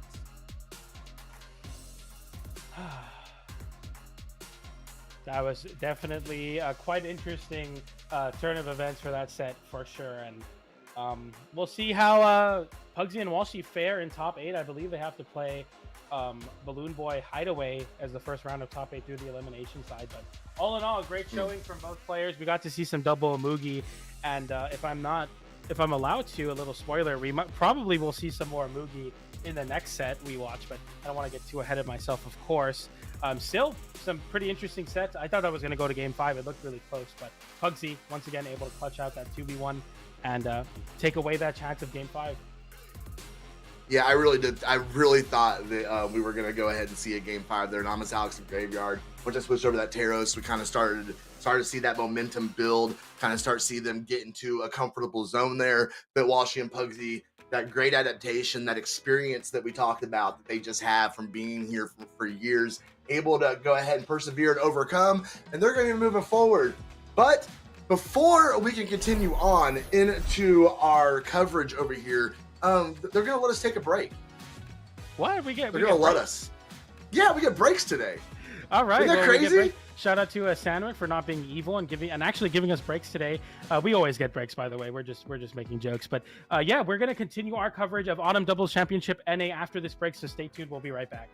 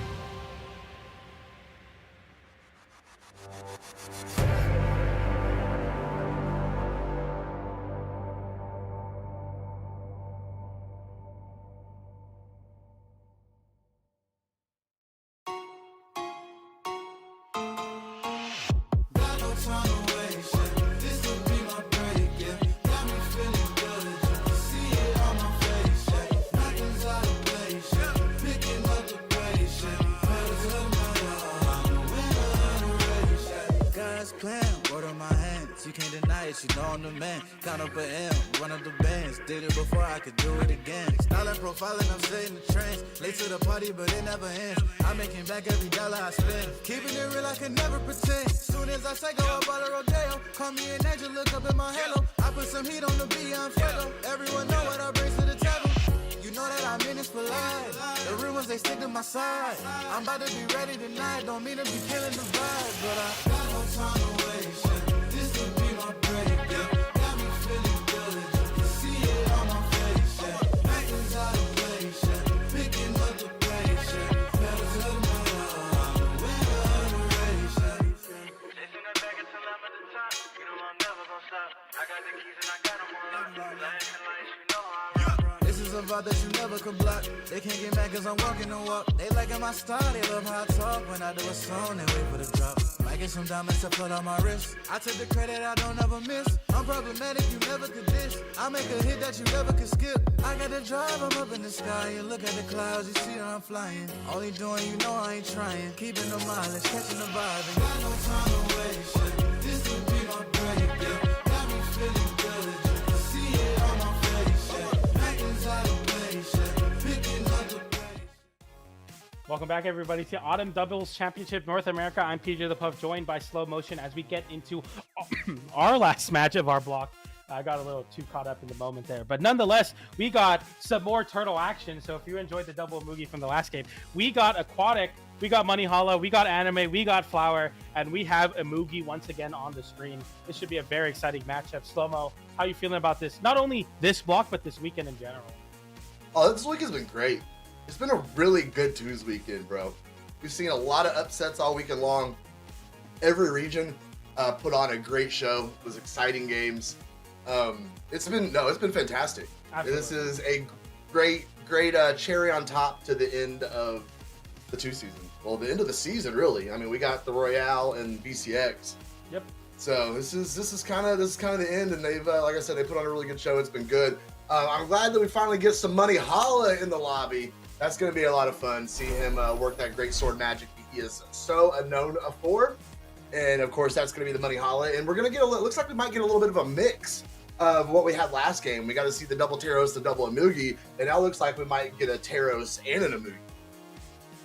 Yeah, Aquatic definitely having that Taros in the back pocket. Looking to lock in the Wushang right now, but you could definitely see that getting pulled out. We have another Kaya in Flower who's going to be rocking that, and of course Anime on the tried and true Onyx. You know, in some community events we've seen Anime fan play some Wushang, but not today. What's all business as we get into the last top 8 qualifying match of the side stream. We'll talk to you a little bit more about where you can watch the rest of the tournament after this set, but let's get it done. Monihalla with the Amugi and the Ice Cream Greatsword, by the way, the best Greatsword skin in the game.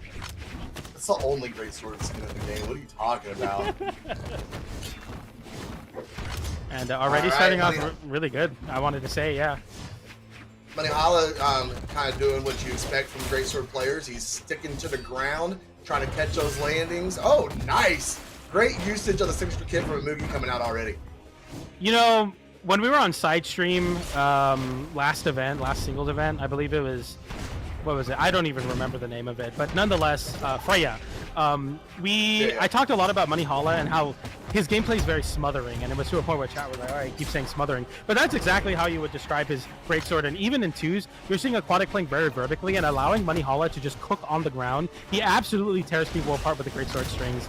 And now you give him a secondary weapon that isn't weak in twos. Like, I know sword is pretty good, but it's definitely not everything you want. Axe is.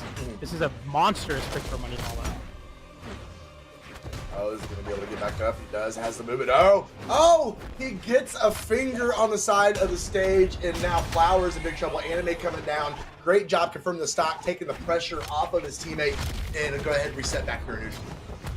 Yeah, they have a bit of a stock lead here as Aquatic's able to hold on, but Monihalla getting called out in a big team combo, and somehow the red team getting the better of it as we get an end-like team damage there as Anime fan sends Flower to the stage. The recovery comes in. Monihalla's recovery also finds his mark as KO's trade down air into Nair. Didn't find the combo, unfortunately, but still the SIGs are coming out, and oh, that SIG will definitely KO Flower, having to find some reprieve on the wall as you give time for Anime to get back there. Nice downlight from Monihalla to save Aquatic from getting hit with that unarmed ground pound. Really heads up gameplay for Monihalla, especially when on the axe. Definitely playing that more supportive role, getting that set up there into that SIG.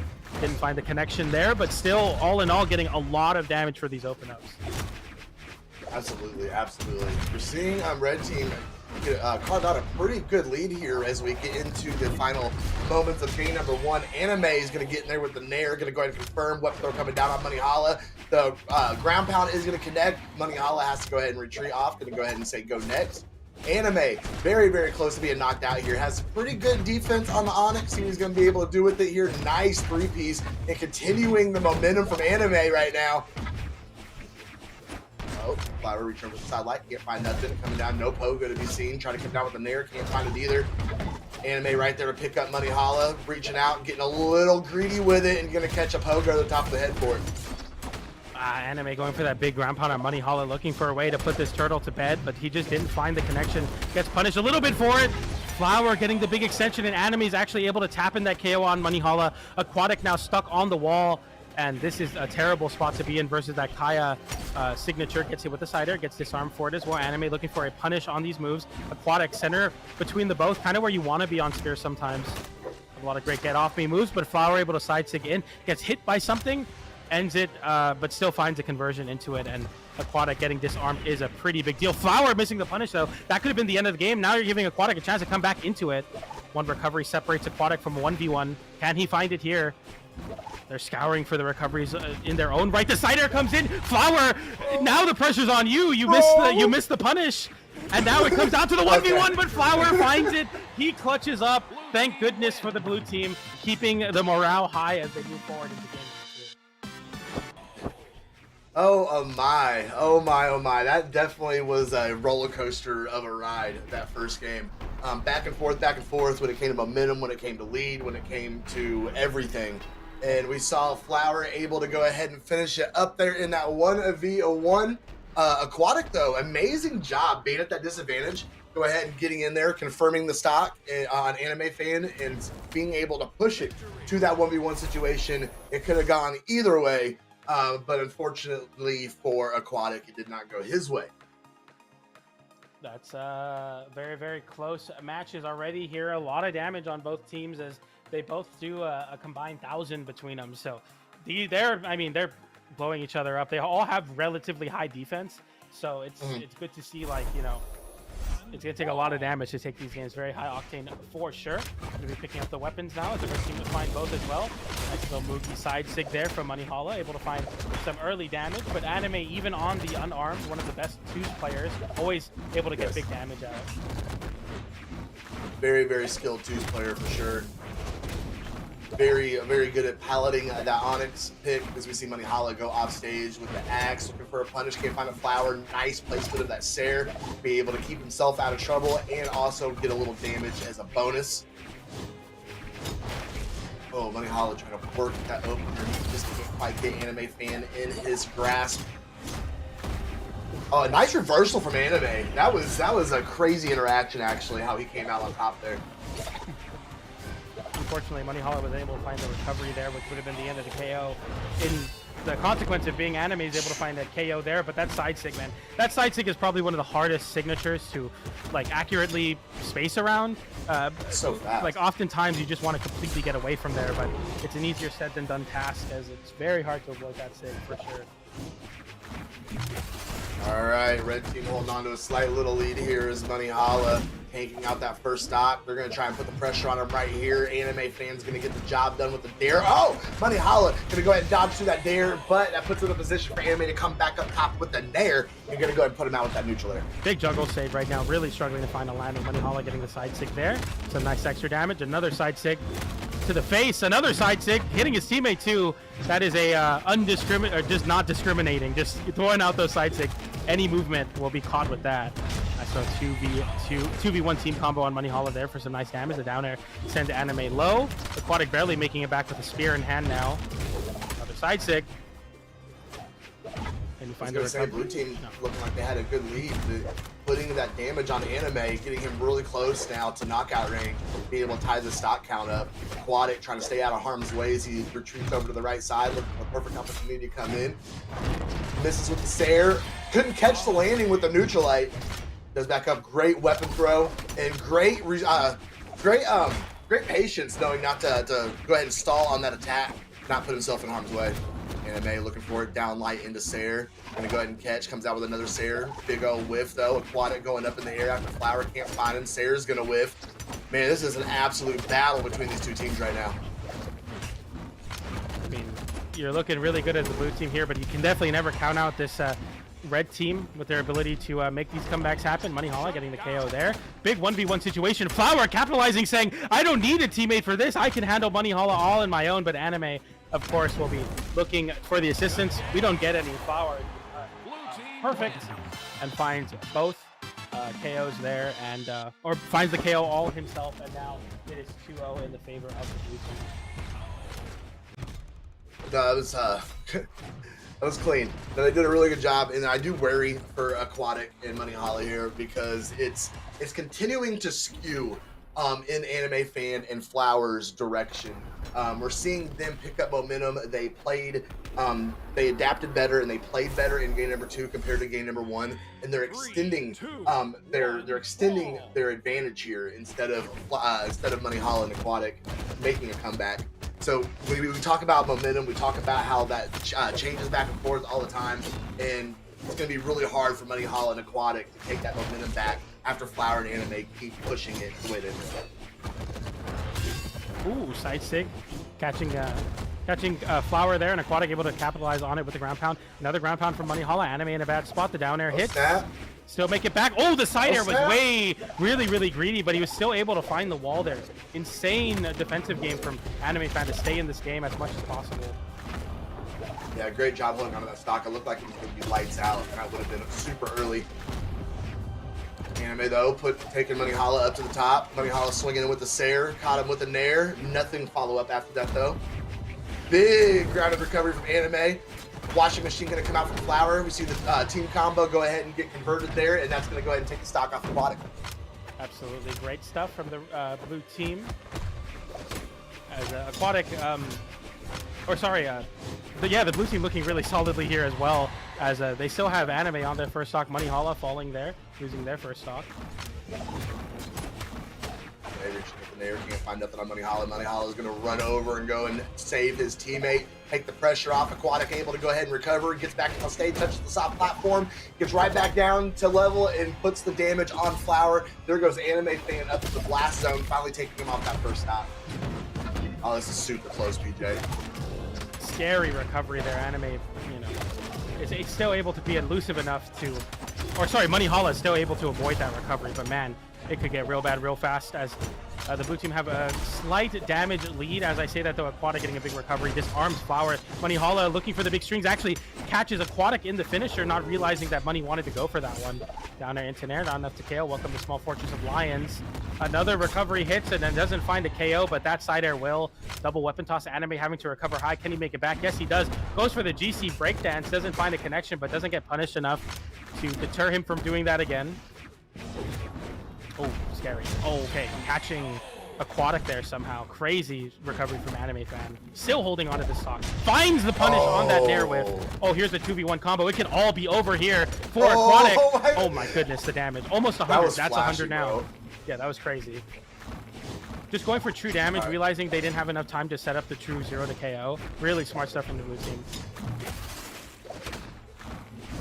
Aquatic put a little damage on his teammate Monihalla there. I was gonna say right before that interaction, it looked like red team was doing a really good job. They might be go ahead and get one on the scoreboard. The blue team putting the clutch in and starting to go ahead and extend this lead now as Aquatic is out of here. He's gone. Monihalla's gone. That's it. Monihalla and Aquatic are out of here for the day. Their autumn double championship run has come to an end. Flower and Anime Fan are going to be moving forward. There it is.